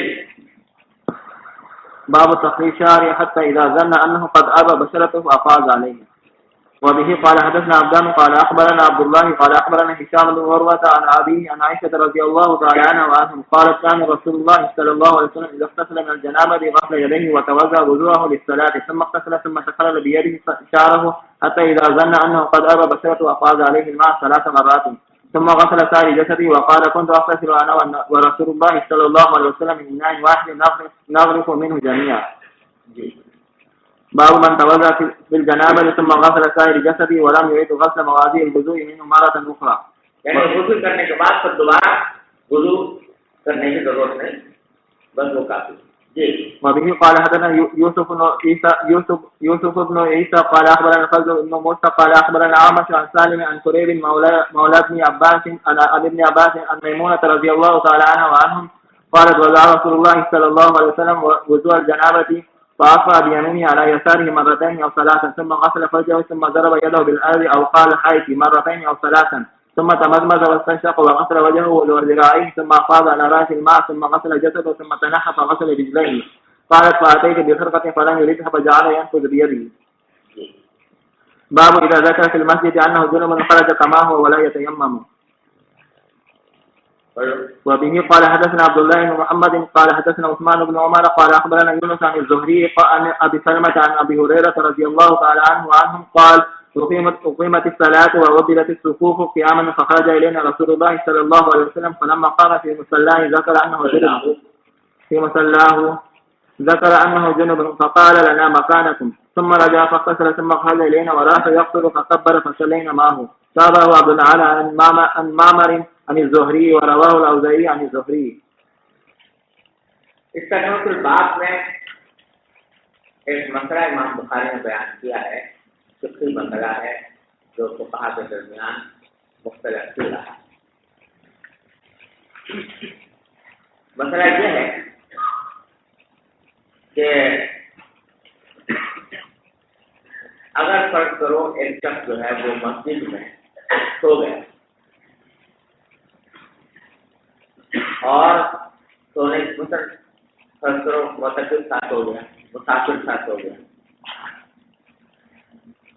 اور سونے کی حالت میں کوئی احترام ہو جب بیدار ہوا تو احترام کی وجہ سے وہ جنابت کی حالت تو اب جنابت کی حالت میں مسجد میں داخل ہونا ہی ناجائز ہوتا ہے، لیکن اب مجبوری ہے کہ احترام ہو گیا، جنوبی وہی مسجد میں ہوا، اب ان کو اگر غسل کرنے کے لیے جانا ہوگا تو مسجد سے گزر کے جانا ہوگا. تو امام بنی رحمۃ اللہ علیہ کی ایک روایت یہ ہے اور مشہور ظاہر روایت یہ ہے کہ ایسی صورت میں اس کو چاہیے کہ فوراً تیمم کرے اور تیمم کر کے باہر نکلے اور جا کر کے آئے.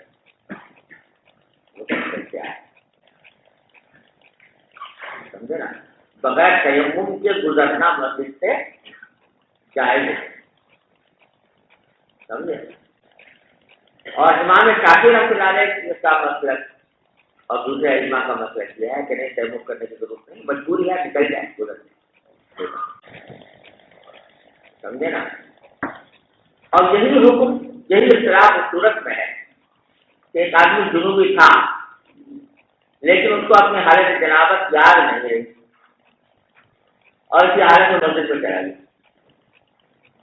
جب مسجد میں پہنچا تو یاد آیا کہ میں تو جنابت میں تھا، تو واپس آئے.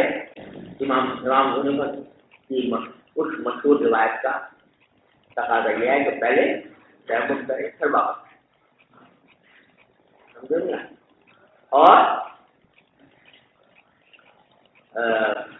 جو دوسرا رات کہتے ہیں تیمم کرنے کی ضرورت نہیں ہے، ویسے بھی کہتے ہیں. ارے سمجھے نا؟ اور اس اختلاف کا مدار در حقیقت اس بات پر ہے کہ امام شافعی رحمۃ اللہ علیہ وغیرہ کے فرماتے ہیں کہ جنوبی کے لیے مسجد کا قصد کر کے مسجد میں داخل ہونا تو جائز نہیں، لیکن اگر گزرتے ہوئے مسجد راستے میں مسجد آ جائے اور گزرتے ہوئے وہ راستے میں مسجد کے اندر داخل ہو. مسجد میں داخل ہونا مقصود نہیں تھا بلکہ کہیں اور جانا مقصود تھا. بیچ میں مسجد آ گئی تو گزرگاہ کے طور پر اس کو اگر استعمال کر لیا تو حالت جنابت میں گزرنے میں کوئی مذائقہ نہیں. ارے سمجھے نا. تو دونوں صورتوں میں جب احترام ہوا تب تھی. اور اگر مسجد میں جا کر یاد آیا کہ میں جنوبی تھا تو اب جو نکل رہا ہے وہ اب جو گزر رہا ہے مسجد میں تو وہ گزرگاہ کے طور پر جا رہا ہے, مخصوص بنا کر داخل نہیں ہو رہا. اور اس میں وہ استدلال کرتے ہیں مسائل کریمہ سے جس میں جو فرمایا جاتا ہے وہ سکارا ولا جنوبا الا عابر سبیل, کہ جنابت کی حالت میں بھی نہ جاؤ مسجد میں مگر الا یہ کہ تم راستہ پتہ کرنے والے ہو تو عبور کے طور پر راستہ گزرگاہ کے طور پر اگر گزر رہے ہو تو پھر جنابت کی حالت میں جانے میں کوئی مذائقہ نہیں. سمجھے بھائیو. اور امام ابو حنیفہ رحمۃ اللہ کا مسلک یہ ہے کہ مسجد میں داخل ہونا, بالکل مسجد میں داخل ہونا یا ٹھہرنا جائز نہیں ہے حالت جنابت میں, چاہے گزرگاہ کے طور پر آدمی گزر رہا ہو تب بھی جائز. اور وہ تفسیر آیت کی یہ کرتے ہیں, ذرا سمجھ لو. بولی بات یہ کہتا ہے لا تقربوا الصلاۃ وانتم سکارا, اس میں مسجد کا کہیں ذکر نہیں. ایسے مسجد کا ذکر نہیں. کہاں کا ذکر ہے؟ نماز کے پاس نہ جاؤ. سمجھے؟ یعنی نماز نہ پڑھو. کس حالت میں؟ نشے کی حالت میں اولا. اسی طرح جنابت کی حالت میں نماز نہ پڑھو. مسجد میں جانے کا ذکر نہیں ہو رہا بلکہ نماز پڑھنے کا ذکر ہو رہا ہے. نماز نہ پڑھو نشے کی حالت میں اور نماز نہ پڑھو جنابت کی حالت میں. اب جنابت سے استثنا کر دیا عابری سبیل کا. عابری سبیل کا معنی ہے مسافر. جہاں جب تم حالت سفر میں ہو اور حالت سفر میں عام طور سے پانی ملا نہیں کرتا تھا تو مراد ہے ایسی حالت سفر جس میں پانی نہ مل رہا ہو تو صورت میں تیمم کر کے نماز پڑھ سکتے. یہ مطلب انفیہ کے آئے. تو عابری سبیل جو ہے اس کے جمع ہے مسافر, اور مسافر ہونا کنایا ہے کیسے؟ پانی نہ ملنے سے. اور پانی نہ ملنے کی صورت میں تیمم کر کے نماز پڑھ سکتے ہو باوجود حالت جنابت. یہ مطلب حنفیہ بتاتے ہیں. ارے سمجھو. تو اس وجہ سے کیونکہ حنفیہ کے نزدیک گزرنا بھی نہ جائے ہے مسجد سے حالت جنابت میں, اس بات سے وہ کہتے ہیں کہ گزرنا پڑ رہا ہے تو کیا کرے؟ تیمم پہلے کرے. اور شافعیہ کہتے ہیں گزرنا کیونکہ جائز ہے یا تیمم کرنے کی کوئی ضرورت نہیں. ارے کچھ سمجھو بدھو ہے. اب جو امام بخاری رحمۃ اللہ علیہ جو ہیں وہ استدلال شافعیہ کے مسلک کی تائید کر کے استدلال کر رہے ہیں. اس حدیث سے یہاں پر روایت کی ہے. اس حدیث کا خلاصہ یہ ہے کہ ایک مرتبہ نبی کریم صلی اللہ علیہ وسلم مسجد نبوی میں تشریف لے آئے نماز پڑھانے کے لیے, اور جب اپنے مصلی پر کھڑے ہوئے تو اچانک آپ کو یاد آیا کہ آپ حالت جنابت میں. تو آپ نے صحابہ کرام سے فرمایا کہ بھائی ٹھہرو ذرا اپنی جگہ پر, اور فوراً اپنے گھر میں گئے اور جا کر غسل فرمایا اور واپس آ کر نماز پڑھی. یہاں سے منقول نہیں ہے کہ آپ نے تیمم کیا ہو پہلے جانے سے پہلے. سمجھے نا. تو یہ حدیث بالکل صریح دلیل ہے شافعیہ کی اور امام بخاری رحمۃ اللہ علیہ کی اس بات پر کہ تیمم کرنا کوئی ضروری نہیں. سمجھ گیا بھائیو. اور سچی بات یہ ہے کہ حنفیہ کے پاس اس حدیث کا کوئی جواب اطمینان بخش ہے. سمجھے نا.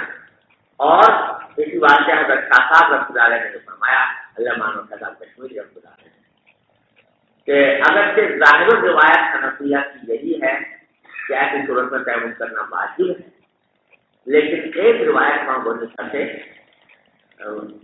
یہ بھی ہے جمہور کے مطابق تیمم کرنا ضروری نہیں. وہ روایت اگرچہ مرجوح قرار دی گئی ہے، لیکن امام حضرت صاحب فرماتے ہیں کہ حدیث سے چونکہ وہ روایت معین ہے جس کو مرجوح روایت کہا گیا ہے، لہٰذا میرے نزدیک عمل اسی پر ہونا ہے، کیونکہ یہ حدیث صراحتاً تعریف کر رہی ہے اسی روایت۔ اور یہی اسی موقع پر صاحب نے یہ بات کوئی فرمائی ہے کہ عام طور سے مشہور یہ ہے کہ امام ابو حنیفہ کی روایتیں ظاہر و روایت وہ راجح ہوتی ہیں اور نوازش کی روایتیں جو ہیں وہ راجح نہیں ہوتی ہیں۔ پڑھا ہے نا آپ نے کہ ایک ظاہر روایت ہوتی ہے، وہ امام محمد نے 6 کتابوں میں سے کسی ایک کتاب میں ذکر کی ہو، وہ ظاہر روایت۔ اور اس کے علاوہ اگر کوئی موضوع کی روایت آتی ہے تو کیا کہتے ہیں؟ نوازش۔ اور عام طور سے فتویٰ جو ہوتا ہے وہ ظاہر روایت پر ہوتا ہے، نوازش پر نہیں ہوتا۔ لیکن امام خیر صاحب فرماتے ہیں میرے نزدیک تو بالکل درست نہیں، بس وہ کہتے ہیں کہ بہت سی جگہوں پر نوازش پر بھی عمل اور فتویٰ ہونا چاہیے، ان مقامات پر خاص طور پر جہاں نوازش کا جو مسئلہ ہے وہ حدیث سے معلوم ہے، سمجھ گئے؟ تو کہتے ہیں صاحب پچھلی جگہ بھی ایسی ہے کہ نوازش کی روایت جو ہے وہ معین پہ حدیث ہے، لہٰذا وہ سمجھ گئے بھائی؟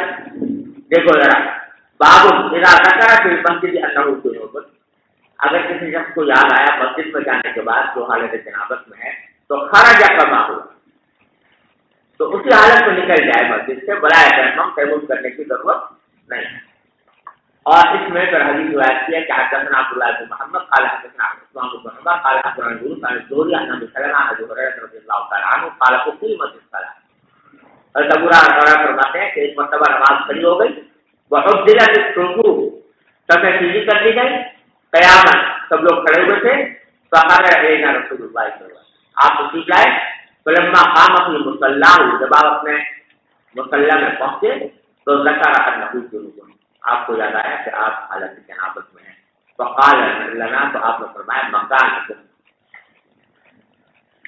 ذرا اپنی جگہ پر کھڑے رہو، ثم رجع، پھر واپس گئے، وقت کلا، اسے فرمایا ثم خرج الینا، پھر تشریف لائے، ورأسہ یقطر، اس حالت میں کہ آپ کے سر مبارک سے پانی ٹپک رہا تھا، فکبر، اس کے بعد آپ نے تکبیر کہی تو صلی اللہ۔ چلیے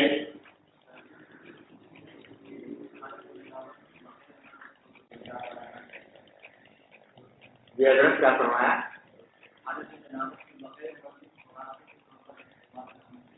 صحیح نہیں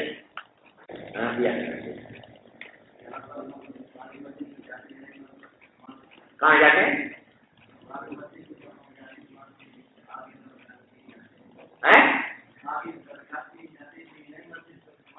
نہیں، مسجد تو ابھی تک مسجد بنی نہیں ہے، نئی مسجد جو ہے ابھی تک مسجد کے احکام اس کے اوپر جاری نہیں ہوئے، جاتے جی۔ باب نصب اليدين من غسل الجنابة، وبه قال حدثنا عبدان قال أخبرنا أبو حمزة قال سمعت الأعمش فقال سمعت قال أخبرنا أبو حمزة قال سمعت الأعمش عن سالم بن أبي الجعد عن قريب عن ابن عباس رضي الله عنهما وعنهم قال قالت ميمونة وضعت للنبي صلى الله عليه وسلم غسلا فذكرته بصوب وصب على يديه فغسلهما ثم صب بيمينه على شماله فغسل فجه فضرب بيده الأرض فمسح ثم غسل فمزمز واستنشق وغسل وجهه وذراعيه ثم صب على رأسه وأفاض على جسده ثم تناهى فغسل قدميه فناولته ثوبا فلم يأخذ فانطلق وهو ينفث يده.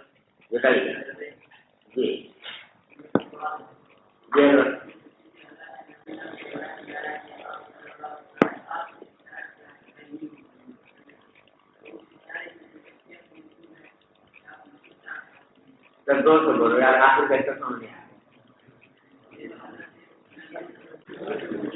میمونہ کے جو منصور ہے کہ آپ نے ہاتھ سے اشارہ کیا، ہاں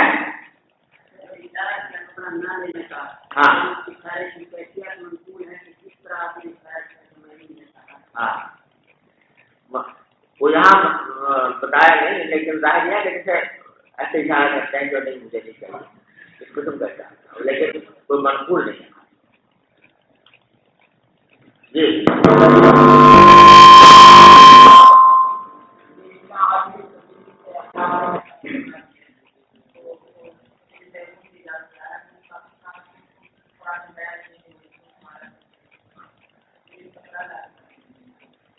وہ پہلے یہاں اللہ عادل تبدیلی میں اجمال ذکر کیا اور پھر آگے تفصیل ذکر کیا، اس اجمال کی تفصیل بیان کروا، یہ کہتے ہیں اس کا کوئی ضمن کہا گیا نا، جنوباً اللہ عادل کروں، تو جنوباً سے بغیر یہ معلوم ہوتا تھا کہ دونوں جناب کی حالت میں کبھی بھی نماز نہیں پڑھ سکتا آدمی، سمجھے نا؟ تو اس شبے کو ظاہر کرنے کے لیے اشارہ اس جگہ استثناء کرتے ہیں اللہ عادل کبھی کا، پھر اس اجمال کی تفصیل آ گیا۔ جی بسم الله الرحمن الرحيم. باب من بدا بشق رأسه الأيمن في الغسل. وبالسند المتصل منا إلى الإمام الإمام الحافظ الحجة أمير المؤمنين في الحديث أبي عبد الله محمد بن إسماعيل البخاري رحمه الله تعالى ومتعنا بعلومه وفيوزه وبركاته آمين. قال حدثنا خلاد بن يحيى قال حدثنا إبراهيم بن نافع عن الحسن بن مسلم عن صفية بنت شيبة عن عائشة رضي الله عنها وعنهم قالت كنا إذا أصاب إحدانا جنابة أخذت بيديها ثلاث فوق رأسها ثم تأخذ بيدها على شقها الأيمن وبيدها الأخرى على شقها الأيسر. باب من اغتسل عريانا وحده في الخلوة ومن تستر والتستر أفضل. وقال بعض عن أبيه عن جده عن النبي صلى الله عليه وسلم الله أحق أن يستحيا منه من الناس. وبه قال حدثنا إسحاق بن نصر قال حدثنا عبد الرزاق عن معمر عن حمام بن منبه عن أبي هريرة عن أبي هريرة رضي الله عنه وعنهم عن النبي صلى الله عليه وسلم قال كانت بنو إسرائيل يغتسلون عراة ينظر بعضهم إلى بعض وكان موسى صلى الله عليه وسلم يغتسل وحده فقالوا والله ما يمنع موسى أن يغتسل معنا إلا أنه آدر فذهب مرة يغتسل فوضع ثوبه على حجر ففر الحجر بثوبه فدمت موسى في إثره يقول ثوبي يا حجر ثوبي يا حجر حتى نظرت بنو إسرائيل إلى موسى وقالوا والله ما بموسى من بأس ما أخذ ثوبه وطفق بالحجر ضربا. قال أبو هريرة رضي الله عنه والله إنه لندب بالحجر 6 أو 7 ضربا بالحجر. وعن أبي هريرة رضي الله عنه عن النبي صلى الله عليه وسلم قال بين أيوب يغتسل عريانا فقر عليه جراد من ذهب فجعل أيوب يحتسي في ثوبه فناداه ربه يا أيوب ألم أكن أغنيتك عما ترى قال بلى وعزتك ولكن لا بنبي عن بركتك. رواه إبراهيم عن موسى بن عقبة عن صفوان عن عطاء بن يسار عن أبي هريرة رضي الله عنه عن النبي صلى الله عليه وسلم قال بين أيوب يغتسل عريانا. اس بات میں یہ بتلانا مقصود ہے کہ غسل میں اگر کوئی شخص کپڑے بالکل اتار کر برہنہ ہو کر غسل کرے تو یہ جائز ہے، اگر کوئی شخص اہتمام کرے کہ غسل کی حالت میں بھی کوئی سطر چھپانے کا اہتمام کرے، جیسے لنگی وغیرہ باندھ کر کرے تو یہ زیادہ افضل ہے، لیکن جائز وہ بھی ہے کہ آدمی بالکل برہنہ ہو جائے۔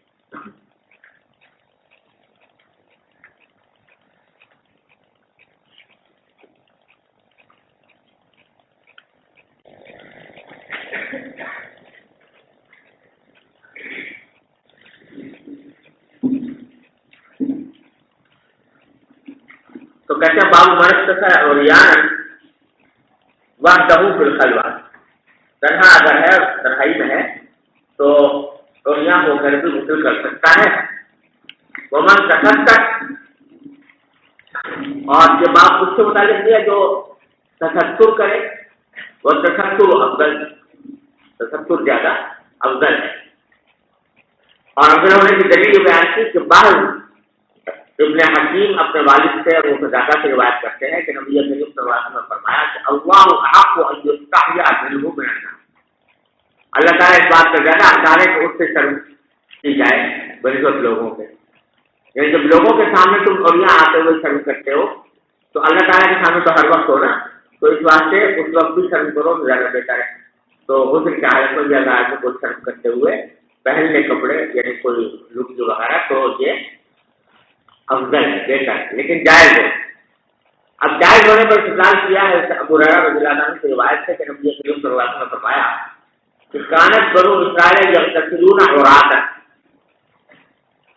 بنو اسرائیل جو تھے نا یہ ننگے غسل کیا کرتے تھے،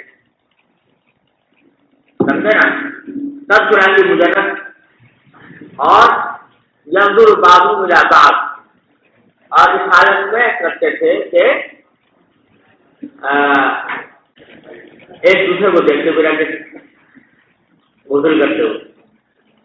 تو یہ ان کا طریقہ تھا. وکانا موسیٰ صلی اللہ علیہ وسلم جب تک لباتا ہوں، حضرت موسیٰ علیہ السلام جو ہے بظاہر اس سنی حرکت میں کیسے شامل ہوتے، تو اس لیے وہ تنہا غسل فرمایا کرتے تھے.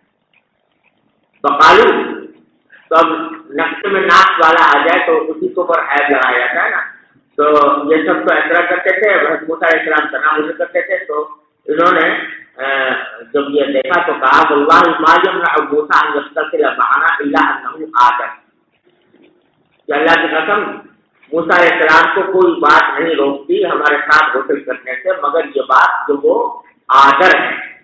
آدر اس کا بیٹا ہے کہ خود کے ذہن بہت بڑے ہوتے ہیں، تو یہ عیب ہے ان کے اندر جس کی وجہ سے وہ ہمارے ساتھ غسل کرنے سے پرہیز کرتے ہیں تاکہ ان کا یہ عیب ظاہر نہ ہو. ایسے فضول لوگ تھے یہ بنی اسرائیل. پر جہاں پر مناقب یغتسل، تو اللہ تعالیٰ نے ان کو اس ان کے الزام سے بری کرنے کے لیے یہ طریقہ اختیار فرمایا کہ ایک مرتبہ وہ گئے غسل کرنے کے لیے تو وضع ثوبہ علی حجر، اپنے کپڑے رکھ دیے پتھر پر، ففر الحجر بثوبہ، وہ پتھر جو ہے وہ کپڑے لے کے بھاگ کھڑا ہوا. وہ فجمع موسیٰ کی ذکر، تو موسیٰ علیہ السلام دوڑے، جمع ہے اجماع کا معنی اچھل کر دوڑے اس کے پیچھے. یقول ثوبی یا حجر، ثوبی یا حجر، یہ آواز لگا جائے گا بھائی اے پتھر میرا کپڑے دے، میرے کپڑے دے. حتیٰ نظرت بنو اسرائیل علیہ السلام، یہاں تک کہ بنو اسرائیل نے موسیٰ علیہ السلام کو دیکھ لیا. یعنی اس طرح تو اختیار وہ بھاگتے چلے گئے تو کہیں بنو اسرائیل کا کوئی آدمی ہوگا یا ایک تو آدمی انہوں نے دیکھ لیا. وقالو واللہ ما بموسیٰ، بات اس وقت انہوں نے کہا کہ اللہ کی قسم موسیٰ علیہ السلام میں کوئی خرابی نہیں. وأخذ ثوبه، حضرت موسیٰ علیہ السلام سے وہ کپڑے اپنے پتھر سے لیے. وطفق بالحجر ضربا، اب پتھر کو مارنا شروع کیا. قال ابو ہریرہ واللہ انہ لندب بالحجر، کہ نشان پڑے ہوئے تھے پتھر پر، ستۃ او سبعۃ، 6 یا 7 نشان، ضربا بالحجر، جو پتھر کو مارنے کے نشان. اب لوگوں نے یہ سوال پیدا کر دیا کہ اس بیچارے پتھر کو کیوں مارا، وہ پتھر کوئی جو تھا کوئی عاقل تو تھا نہیں کہ اس کو اس کی پٹائی کی جاتی. تو جواب بھی دیا لوگوں نے کہ تھا تو نہیں عاقل، لیکن جب عاقلوں کا ایسا کام کیا تو اس کی سزا بھی اس کو دی حضرت ابو ہریرہ نے. ایک تو یہ واقعہ ہے جس سے معلوم ہے کہ موسیٰ علیہ السلام جو ہیں وہ کپڑے بالکل اتار کر نہا رہے تھے، جس سے کپڑے بالکل اتار کر نہانا تھا کہ جواب ثابت ہوا. اور نبی کریم صلی اللہ علیہ وسلم نے یہ واقعہ بیان فرمایا اور آپ کے اس عمل پر کوئی نصیب نہیں فرمائی، تو معلوم ہوا کیسا کرنا چاہیے. ایک تو یہ واقعہ. دوسرا واقعہ یہ ہے کہ برا روایت کرتے ہیں نبی کریم صلی اللہ علیہ وسلم سے کہ بینا ایوب یغتسل عریان، یہاں کرا ہے ایوب علیہ السلام غسل فرما رہے تھے اور براہ حالت کو فرما رہے تھے. فخر علیہ جراب من ذهب، اوپر سے گرنے لگی ٹڈیاں، سونے کی ٹڈیاں اوپر سے لگنے گرانی شروع کر. فجعل ایوب یغتسل فی ثوبہ، اب جو ٹڈیاں گزرنی شروع ہوئی تو سب نہانا تو اتار کے ایوب علیہ السلام نے وہ جو ٹڈیاں تھیں وہ اپنے کپڑے میں کھٹنی شروع کر دی، جمع کرنے شروع کر دی. فنادا ہو ربو، تو وہ آزمائش دیکھو اللہ تعالیٰ کی طرف، پروردگار نے پکارا یا ایوب الم اکن اغنیتک عما تر، کیا میں نے تم کو بے نیاز نہیں کر دیا اس سونے سے جو تم دیکھ رہے ہو. یہ سونا جو گر رہا ہے اتنا تمہیں دیا، اتنا تمہیں دیا، تو تمہیں اب اس کی ضرورت تو ہے نہیں، اب پھر بھی بھاگ رہے ہو اس کے پیچھے سونے کے پیچھے۔ قال، یہ جواب کیا جو پیغمبر بھی کا جواب بڑا عزت کہ کیوں نہیں آپ کی عزت کے قدم آپ نے مجھے بہت کچھ دیا، ولکن لا بنمدی ہم پر، لیکن میں بےنیاز نہیں ہو سکتا آپ کی دی ہوئی برکت۔ اور یہی آزمائش تھی کہ میں آپ کی برکت سے بےنیاز نہیں ہو سکتا، جب آپ دے رہے ہیں تو میں بےنیازی اختیار کروں کہ مجھے نہیں ضرورت۔ یہ بندگی کے خلاف، بندگی کا تقاضا یہ ہے کہ جب دینے والا دے رہا ہے تو اس کی طرف احتیاط ظاہر کر کے لو، سمجھے کہ نہیں؟ احتیاط ظاہر کر کے لو، بندگی کا تقاضا یہ ہے۔ تو تما خواہش جمن سلطان دی، مولانا فرماتے ہیں تو تما خواہش جمن سلطان دی، خاص بر پر کے قناعت باد۔ جب سلطان دین خود چاہ رہا ہے کہ میں تما کا اظہار کروں تو پھر تو قناعت کے سر پر خاص پر قناعت مطلوب نہیں، پر تما ہی مطلوب ہے۔ بڑا عجیب نقطہ ہے کہ دینے والے، جب دینے والا دے اپنے عطا سے تو بے نیاز بن کر مت بیٹھو، پھر احتیاط ظاہر کرتے۔ البتہ مجھ میں اور آپ میں اور ایوب علیہ السلام میں ایک بڑا زبردست فرق ہے، وہ یہ کہ ہم جب سونے کی چٹیاں دیکھ کر بھاگتے ہیں تو پیش نظر سونے کی قیمت ہوتی ہے، یہ بڑی قیمت کی چیزیں گر رہی ہے، مفت مل رہی ہے، لاؤ بھاگو پکڑو۔ اب پیغمبر جب دیکھتا ہے، لیتا ہے، تو اس کی نگاہ اس سونے پر نہیں ہوتی، سونا دینے والے ہاتھ کی طرف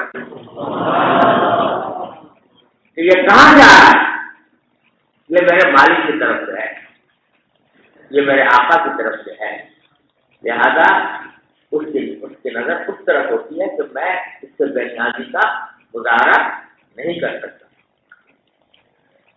سمجھے کہ نہیں؟ میں اس کی مثال دیا کرتا ہوں، ہمارے والد ماجد صلی اللہ تعالیٰ سے اللہ تعالیٰ ان کے درجات بلند فرمائے، وہ تھے عید کے دن ہم لوگوں کو عیدی دیا کرتے تھے، سمجھے نا، اور ہم لوگ گھر ٹھکر کے لیا کرتے تھے ان سے۔ وہ کہتے تھے تم تو ڈاکو لوگ زیادہ مانگتے ہو، تو ہم کہتے اس سال جو ہے دام بڑھ گیا بہت اور ہے، تو اس طرح ان سے گھر ٹھکر کر گیا، اور جو لیتے تھے الحمدللہ سب قائم روزگار تھے، الحمدللہ سب اچھے کھاتے پیتے تھے، کوئی کسی کو آگے نہیں تھی، تو 10 روپے 15 روپے 20 روپے 25 روپے 100 روپے، تو الحمدللہ سب ایسے تھے کہ کسی کو ان پیسوں کی ویسے حاجت نہیں تھی، اور جب تو لیکن اس کو لینے میں لطف آتا تھا، تو وہ جو اگر 50 روپے دیے انہوں نے تو اس 50 روپے کا یہ جو نا کوئی 50 روپے جا کے ذرا کہیں چائے پی لیں گے، یہ بلکہ اس ہاتھ سے مل رہے ہیں تو اس کی قدر ہوتی ہے، تو جو اٹھا کر لیتے تھے ان کو لفافے میں لکھتے یا اور وہ آج تک رکھا ہوا ہے، جو رکھا ہے اس لیے کہ وہ دراصل 50 روپے مقصود نہیں تھے بلکہ دینے والے کی برکت مقصود تھی، دینے والے کی قدر تھی، اس کا احترام تھا، اس کا اکرام تھا، اس کی قدر و منزلت تھی، جس کی وجہ سے جاتے تھے۔ یہ معنی ہے لا غیرم بھی ام برکت۔ تو یہ جو دوڑ رہے تھے وہ سونے کی قیمت کی وجہ سے نہیں بلکہ اللہ جل جلالہ کی طرف سے جو عطا ہو رہی ہے اس کی قدر